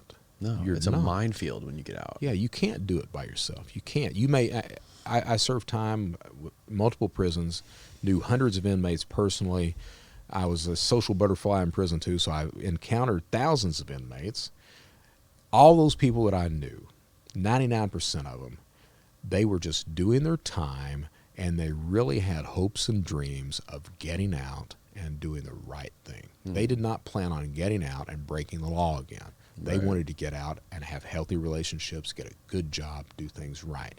But most of those guys go right back to it because they're not given those opportunities. They don't have somebody like the FBI taking you in and like they did me under their wing and giving you references and advice and bullshit like that. They don't have these people who give you jobs that, you know, you've got this history, come and talk to us about that. You don't have that opportunity. And because of that, what do? You've got to eat. You've got to put food on the table. You may call it cognitive dissonance if you want to, but the truth of the matter is that, hey, you're in a country where you've got to survive. And if you can't get a job doing anything, what are you going to do? And that becomes a huge issue. Right. Okay. So yeah, that with me, I couldn't get a job. Shoplifted the toilet paper. My wife, Michelle, she meets me right after that. And that was, I mean, great woman. She, truly, my saving graces are my sister, my wife, and then the FBI. My sister had disowned me, and she comes back into my life after a while. Michelle, she finds me. I didn't find her; she found me, and I was broke, and I was about to lose the apartment. I didn't have much food in the house to eat or anything else, and I ended up moving in with Michelle within 2 months. Didn't get married. Finally, I get a job, the only job I could get. I was on Craigslist, and a guy was advertising for landscaping. I called the guy up, and he's like, yeah, come on down and talk to me. So I drove down to Destin to talk to him. He was running the business out of his house. Him and his brother were. He starts talking to me. He has me start up the weed eater and that shit like that. And about 20 minutes into the conversation, he looks at me. He's like, can I ask you a question? I was like, yeah. And he's like, are you on the run or something? And I was like, no, why do you ask? He's like, you just don't seem like the type of person that would do this. So I told him my history. His name was Dustin DeRamus. I told him my history, and he looks at me. He's like, man, I'm going to have to think about it.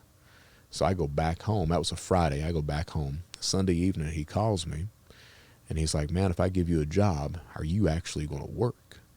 And I was like, Dustin, if you'll hire me, I'll work my ass off.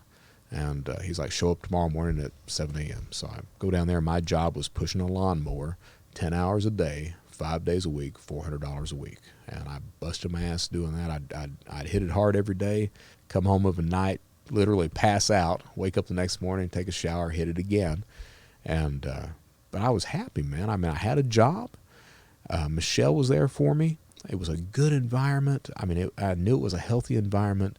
Everything else, and what happens is it gets cold, the grass doesn't grow, job ends. So what do? I say that my motivation for crime is cash. And I say that because it's an easy out. Mm-hmm. My motivation is more ideological. My motivation is taking care of mine. All right. If the people that are in my circle, I want to make sure that they're okay, that the ones I love are there for me and I'm there for them. So the job ends, and that got to show her I'm worth it. I got to show her she's all in work, and I got to prove I'm worth it in the relationship. So I get it in my head, well, if nothing else, I can bring food in the house. So I get on the dark web, get stolen credit cards, start ordering food. Well, the boys are there. I've got 2 stepsons. They're there, and I'm like, well, I can save her some money and bring clothes for the boys in the house. Well, it becomes food, it becomes clothes. Well, you got Christmas coming up. Let's do that. So you got all this shit. I get arrested on a food order. So they had, I went to pick up some steaks, because if you're gonna steal shit, steal shit. So I go to pick up. I mean, ain't no need to steal bologna if you can steal steaks and crab legs. That's a good point. So I mean, go to pick up an order, and the cops have a controlled delivery there, and they arrest me. Michelle didn't know what I was doing. I get sent back to prison for 10 months on violation. Is what happens. At my sentencing for that, the only people in the courtroom: judge, prosecutor, probation officer, U.S. Marshals, me and Michelle. I'm sitting there crying. Michelle stands up and she tells the judge that I'm a better dad to her kids than their father is. Prosecutor stands up. We think he's a good guy. We think it's a one-time thing. Probation officer says the same thing. Judge gives me a year. Probation officer stands up. If you can give Mr. Johnson a year and a day, he can get the good time. he can get back to his family sooner. Judge amends the sentence to a year and a day, so I do 10 months instead of 12. I go back to Texas, serve my time out, and that's where I finally got that lesson, man, of that Michelle didn't need me for what I could do for her. She just wanted me for me that entire time. Wow. And I hadn't had that. I'd had it with my sister, but I hadn't had it anyplace else. And served my 10 months, get out, get married shortly after that. They kill probation so I can touch a computer, but who's going to hire this guy that steals everything? They tell you that you can at least get a job at selling cars. You can't. Mm-mm. You can't. Not if you're the guy that steals everything. Right. So couldn't get a job at all. To this day, I know what my triggers are. I know what it takes for me to go back and commit crime. And I never say I'll never do it. What I do say is I'm recovering from what I used to do. All right? So I knew what my triggers were. Knew I'd go so far before I did it again. Looked at Michelle and I was like, let me see what I can do. So signed on to LinkedIn. Started to reach out to all these people. Reached out to this FBI super cop by the name of Keith Malarski. He was involved in some of my arrests and everything else. Sent him a message. I was like, hey, man, respect you greatly. No hard feelings. I think you did a great job. By the way, I'd like to be legal. Guy responds within 2 hours. Gives me references, advice. Does the same thing. He retired about 2 years ago. Does the same thing to this day. Just was right there. You could do this right here, Brett. From there, it was the head of the Identity Theft Council. Took me in under his wing. Guy named Neil O'Farrell. Carice Hendrick at CNP hires me to come in and give a keynote speech. Microsoft hears about that. Microsoft hires me to consult. At that point, everything kind of blows open. And wow. Today I've got a couple of podcasts I'm trying to grow. Yeah. But I'm spokesperson for AARP, speak across the planet, consult with the largest companies, help victims out for free, speak at universities for free, help law enforcement. I teach at Quantico twice a year. I was recently named Chief Criminal Officer for Arcos Labs out of San Francisco to help with clients and security. I lead a very blessed life. Wow. I don't deserve. Make no mistake, I don't think I deserve it at all, man. But I'm damn grateful to have it. And I work hard. I work hard every day to try to help people be protected from the type of person I used to be. You know, I don't think I can make amends for any of that bullshit that I've done. Yeah. I really don't. But I can make sure that my choices now are good choices, and I think that's really all I can do. Right. Okay.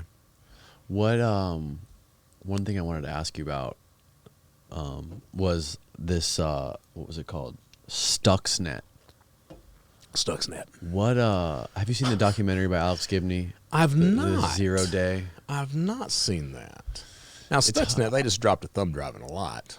Well, it was a they basically admitted that it was a virus that was created by the Iranian, or not by the Iranian, I'm sorry, by the Israelis Right. and the United States Right.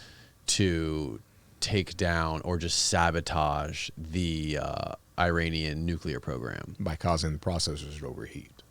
Right, exactly. Right. The rods that they had in there.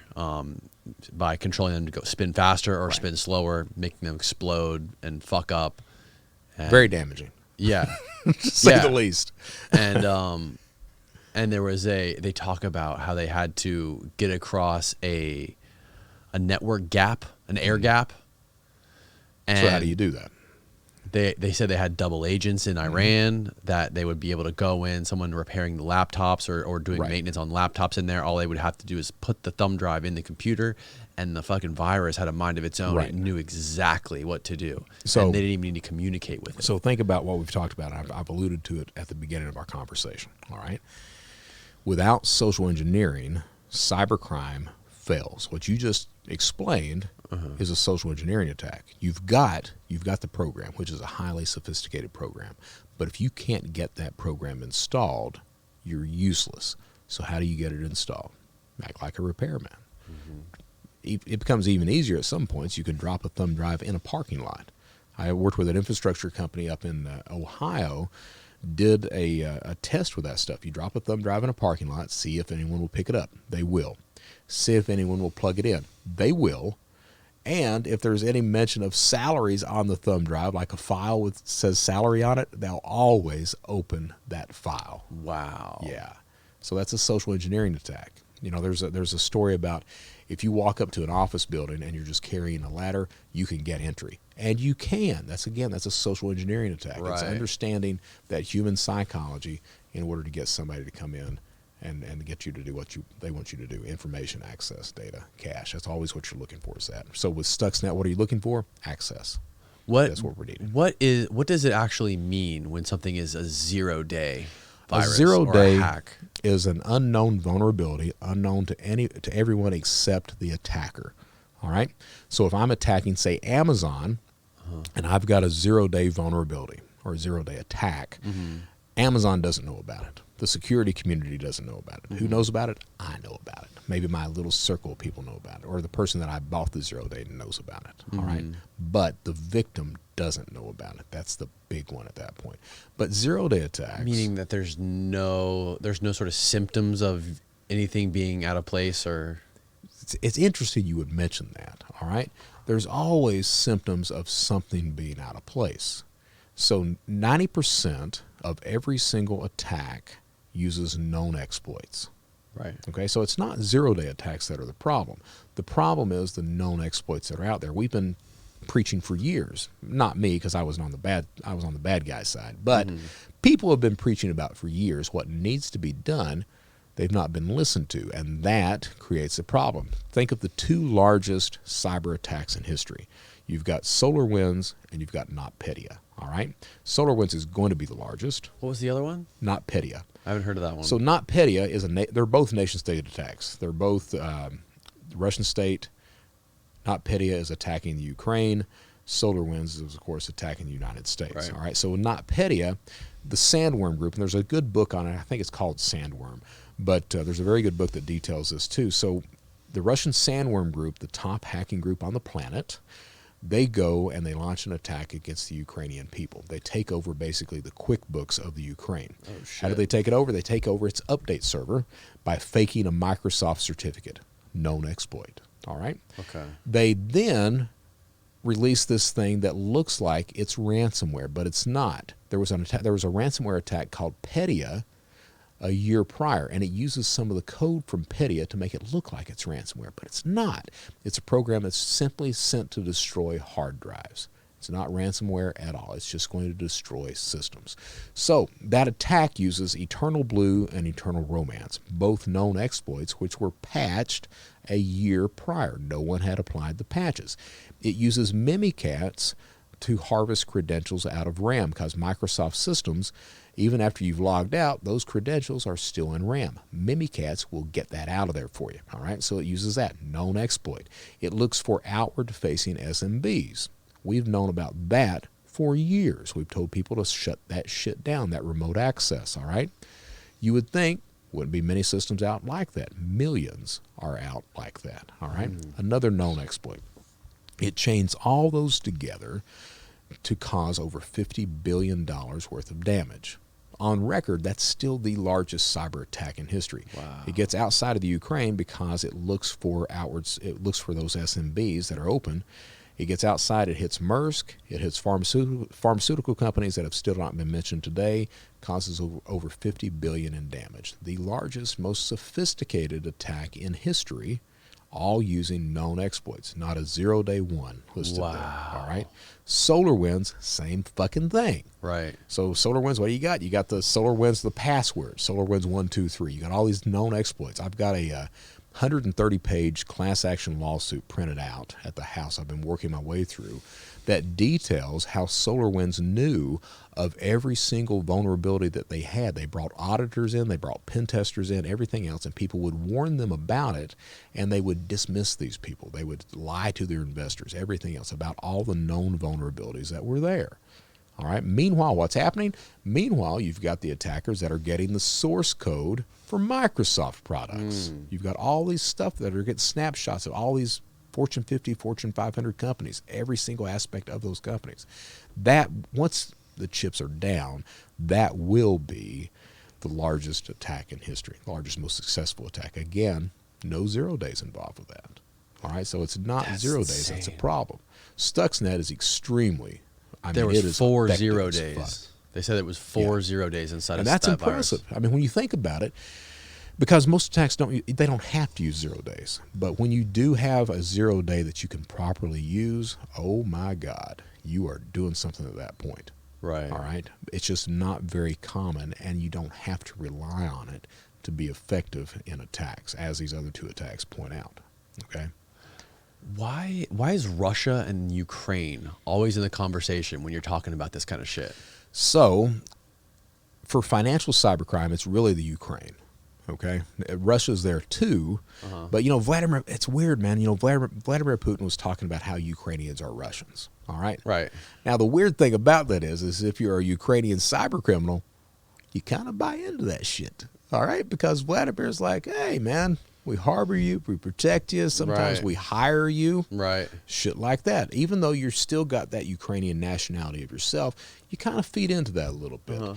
At the same time, the Ukrainians have been very good about harboring and protecting their own cyber criminals. They will give up some of those people, but like Dmitry, he was never extradited at all. The only reason Roman Vega was arrested was because he was in Cyprus at that point in time.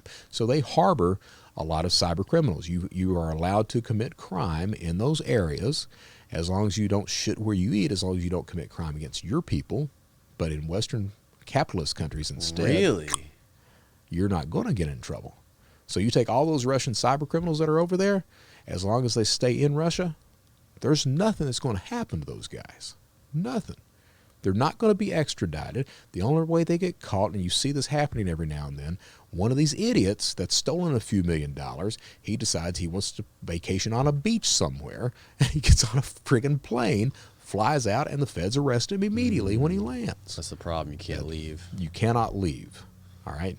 But as long as you're happy in that area, you're a millionaire, you got your Lambo, you got all this other bullshit that's going on, you got your connections, you got a lot of power, and you're done at that point. And that's the same thing in Ukraine. Now, Ukraine has gotten better at extraditing some of these people.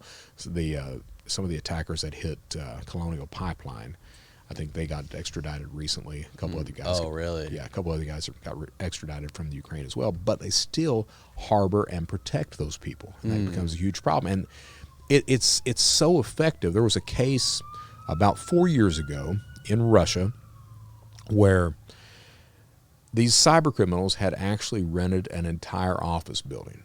The entire building was just a cybercrime business. You had 400 employees, and each floor had a different type of crime that was taking place at that point. So that's what that type of environment allows. That's why they're so successful. Ukraine's so big because it was the tech sector of the Soviet Union. So now you had a lot of guys after the Union falls that were highly trained, could not get a job. The guys that I knew, they didn't really want to commit crime. They were just looking to eat. And what you see this, forgot the guy's name. Wired did a story on this, but one of the guys that got caught, he tells the feds this, and the feds start to advertise for employment. And you had all these cyber criminals that started to apply for these jobs. They were doing credit card fraud, but they didn't want to do that. They just wanted a job. Nowadays, it's a little different out of those areas. Nowadays, you're looking to become cyber criminals. Right. Okay. And then also Israel. They're Very effective. They started, or they created the Pegasus. Yeah. Right? Right. Are you pretty familiar with Pegasus? I'm not. I can't speak on that. I don't know a lot about it either, but I know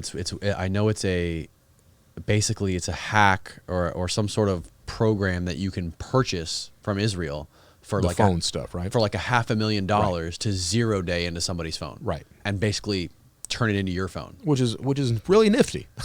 Which is fucking crazy. The Saudi prince, Mohammed bin Salman, did it to Jeff Bezos. So, and you think about that, all right? You think about, in our country, we had Snowden that warns about that privacy, warns about government intrusion, things like that. And I'm not a huge fan of Snowden, but he warned about that. And we're talking about a free country where that's happening. You take Saudi, you take some of these countries that aren't very friendly to their citizens that have a tool like that. Oh my. Yeah. It's very, and evidently Israel was not, adverse to selling it to these people either. Right. So that's a huge issue all of a sudden. I will say that as far as cybersecurity goes, Israel is top notch. They really are with security companies and stuff like that. They put out some amazing products and they do very effective work. Well, they said in the documentary about Stuxnet, one of the reasons that the U.S. decided to collaborate on Stuxnet with them is because they didn't want them trying to start an all-out war with Iran. Right. But then I guess the Israelis, they got impatient and they like winged it and installed the virus with all these clues that tied it back to them, which made it become so apparent to everybody where it came from. And that's a lot of the problem with cyber attacks. You see a lot of people you see a lot of politicians, all right, that talk about, well, how do we know that these attacks came from Russia? Or how do we know these attacks came from this country? How can we attribute that? Well, the problem is that there are telltale signs of forensics. The way the countries are set up with their cyber, the products that they use, everything else, the IPs that come in, all that stuff leads in where you can say this guy did it, specifically this group did it, Right. because that's the way this group historically has operated. So you can attribute pretty effectively who it is, and the U.S. was right. I mean, hey, before you launch that shit, you may want to cover your tracks a little bit better than you have. Yeah. Because somebody's going to get pissed off. Yeah, and that was during Obama, and Right. they showed basically him talking to the press about it or whatever, and he was just basically straight up like, if we find whoever leaks this kind of shit, we're going to Oh, yeah. prosecute you to the full extent. Yeah, they're going to put you under the jail at that point. Yeah, it's bad. It's bad. But you've got people that do that leaking all the time. You're talking. I've got to do a show on. I had a request to do one on Assange and Manning and Snowden, and that's a hell of a talk when you think about it. You take Snowden. Mm-hmm. He stole so much data that if it were printed out, it would fill a dump truck. Now, he tried to say, I was aware of what I stole. No, you're not. You're not. You don't have a clue what you took. Mm-hmm. Now, I grant you, hats off to you for letting everybody know what was actually going on. I grant you that. It turns out nobody really gave a damn from the looks of it. At the same time, we as Americans, we give up all of our information for a free game sometimes. Mm-hmm. And that's it. My problem with Snowden is that he decided to run over to Russia instead of sticking stateside. Right. And you look at him now, you've got this Ukrainian war thing going on, and he's quiet as a church mouse. Right. Yeah, they don't even have Twitter over there anymore. They don't have anything, anymore. No So internet, no nothing. It's like, what are you doing, man? At least Manning had the guts to stick around and stand up for what she believed in. He then, she now. But I respect Manning far more. I don't like either one of them, but I respect Manning far more than Snowden. I think they both did good things, but I think Snowden could have handled it a hell of a lot better than what he handled it. Yeah, I've had a few people on here with the same sort of idea, same sort of opinion on Snowden, that he did the right thing. Most people say that he did the right thing the wrong way. Yeah, I'd agree with that. I don't think that they cut Manning loose. I don't know how much time he served. But they cut him loose. They would have cut Snowden loose the same way if he had just stuck stateside. Well, there was a uncovered CIA plot to assassinate Assange. Yeah, that's a fact. Yeah, that's a fact. That was there. But at the same time, I mean, I think that Assange starts out. Certainly, he's had a hard on for the United States. Yeah, that's what is unfairly against the United States, right. when all these other countries are doing the same thing. Right, he's had that. All right, but at some point, the guy goes way past what proper journalism is. That idea that the government now says that he assisted Manning with stealing that data, actually walked Manning through exactly what needed to be done. This is how you do it. All right. Well, that is not journalism. That's conspiracy to commit a crime. So I'm all for him. I've actually met Assange through video. Really? Yeah, very bright guy. I was at a conference in London, the Cybersecurity Summit conference. That was back in 2017. We were all on a panel together. He was at the Ecuadorian embassy, zooming in. Wow. And extremely bright guy. This guy goes off and he starts talking about, he was relating the internet to the way that countries have their borders and talking about the differences between the two. I mean, just a brilliant conversation. I mean, it truly was. I mean, impressive as hell when he was talking about that. Then he goes off on a tangent and talks about how he's been locked up for so many years in the Ecuadorian embassy. And I'm sitting there going, dude, you're not really locked up. You're choosing to stay in there. And he's talking about how it was like a prison cell. Well, I'd already seen pictures of his apartment. I'm like, that doesn't look like any cell I've ever been in. Yeah. You know, so I didn't really, I think he's extremely bright. I think he's got some cognitive dissonance in there. I think that he had such a hard-on for the United States that he stopped being a journalist in an effort to get him, is what happened. Yeah. It's just my opinion, but, you know, that's it. Yeah, I mean, at the same time, you know, the United States, they don't have to be accountable for any of the crimes or the murders or anything like that. Yeah. Never. Well, you remember, you've heard of the Koncrete Foundation or not? No. So there was I think it was down in Guatemala, the CIA paid to have some journalists murdered at that point. And the Koncrete Foundation comes up and sues the CIA for that shit. And they actually proved it in court that the CIA did that. So that was in the early mid-'80s that happened. So, I mean, you've got all these issues that go on. I mean, I was talking to my wife about it the other day. You know, the America that we had where people trust the government, that shit's been long over. You know? Oh, yeah. You've got the McCarthy of the 50s. You've got the 60s bullshit. You've got the stuff that happened in the 70s with Vietnam and Nixon and all that, and then you've got all this stuff recently with the misinformation, the fake news, and all that stuff. I mean, the idea of anybody trusting the United States government, Tuskegee experiment, all these issues that's happened over the years, why should you anymore? Right. You know, and I certainly wouldn't.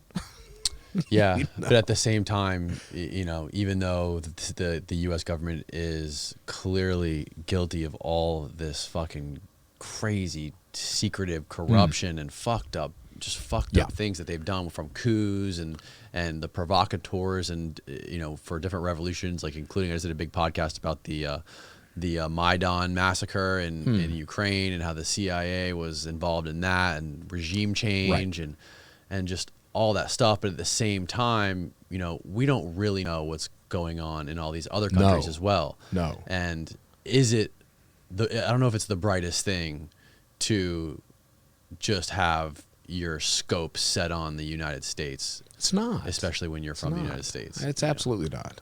You know, it's all these countries are fucking up. We get the because we're the biggest, most powerful, we get the main spotlight is what happens. But you know, I got to say, man, I mean, I'd rather be here than a lot of other countries that are out there. Yeah. And I've traveled all over the world. I'm sure you have too. And it's one of these things where, as fucked up as we are, I'll take the U.S. right now. I truly will. And I mean, we are really fucked up. We've got a people that we're schismed across the board. I saw this thing on, I watch CNN and Fox every morning, so I can be pissed off at everybody.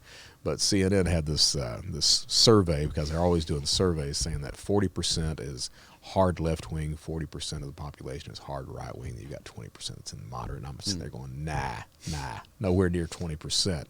But, you know, we used to have a country where we could actually have discourse with each other. You could disagree on things and still be friends. Now you can't do that. I saw this guy on Twitter about a year and a half back, and he was pissed off at his dad because his dad was a Trump supporter.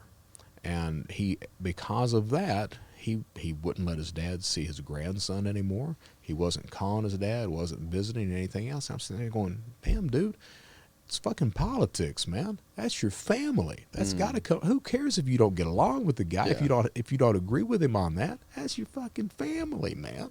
Yeah. So you're in that type of environment these days where you can't say anything. You can't give a real opinion on anything. If you do, like I've got my show, if I talk politics, I'm going to piss off half the audience. You know, and I'm trying to grow an audience. Well, tell people listening and watching where they can find your show. I recently started the Brett Johnson Show. Right now it's on YouTube, The Brett Johnson Show. It's on YouTube. We're going to be on Spotify, hopefully within the next week, on these other podcast platforms as well. I'll have the actual website up, thebrettjohnsonshow.com. I'll have that up this week, and we'll go from there. There's 18, 19 episodes out right now. It's a one-man show. I get on there and I bitch a lot about cybercrime, cybersecurity, give you advice on how to protect yourself, your business, hopefully entertain you a little bit at the same time. What's your website called? Website, I've got two. The website that is up right now is anglerfish.com, www.angler, A-N-G-L-E-R, P as in Paul, H-I-S-H, anglerfish.com. Launching a new one later this week called the BrettJohnsonShow.com, B-R-E-T-T, johnsonshow.com. Okay. Cool, man. Well, thank you so much. I Hey, really dude, I love appreciate it. you You're coming great. down here and doing this. Thank man. you for having me.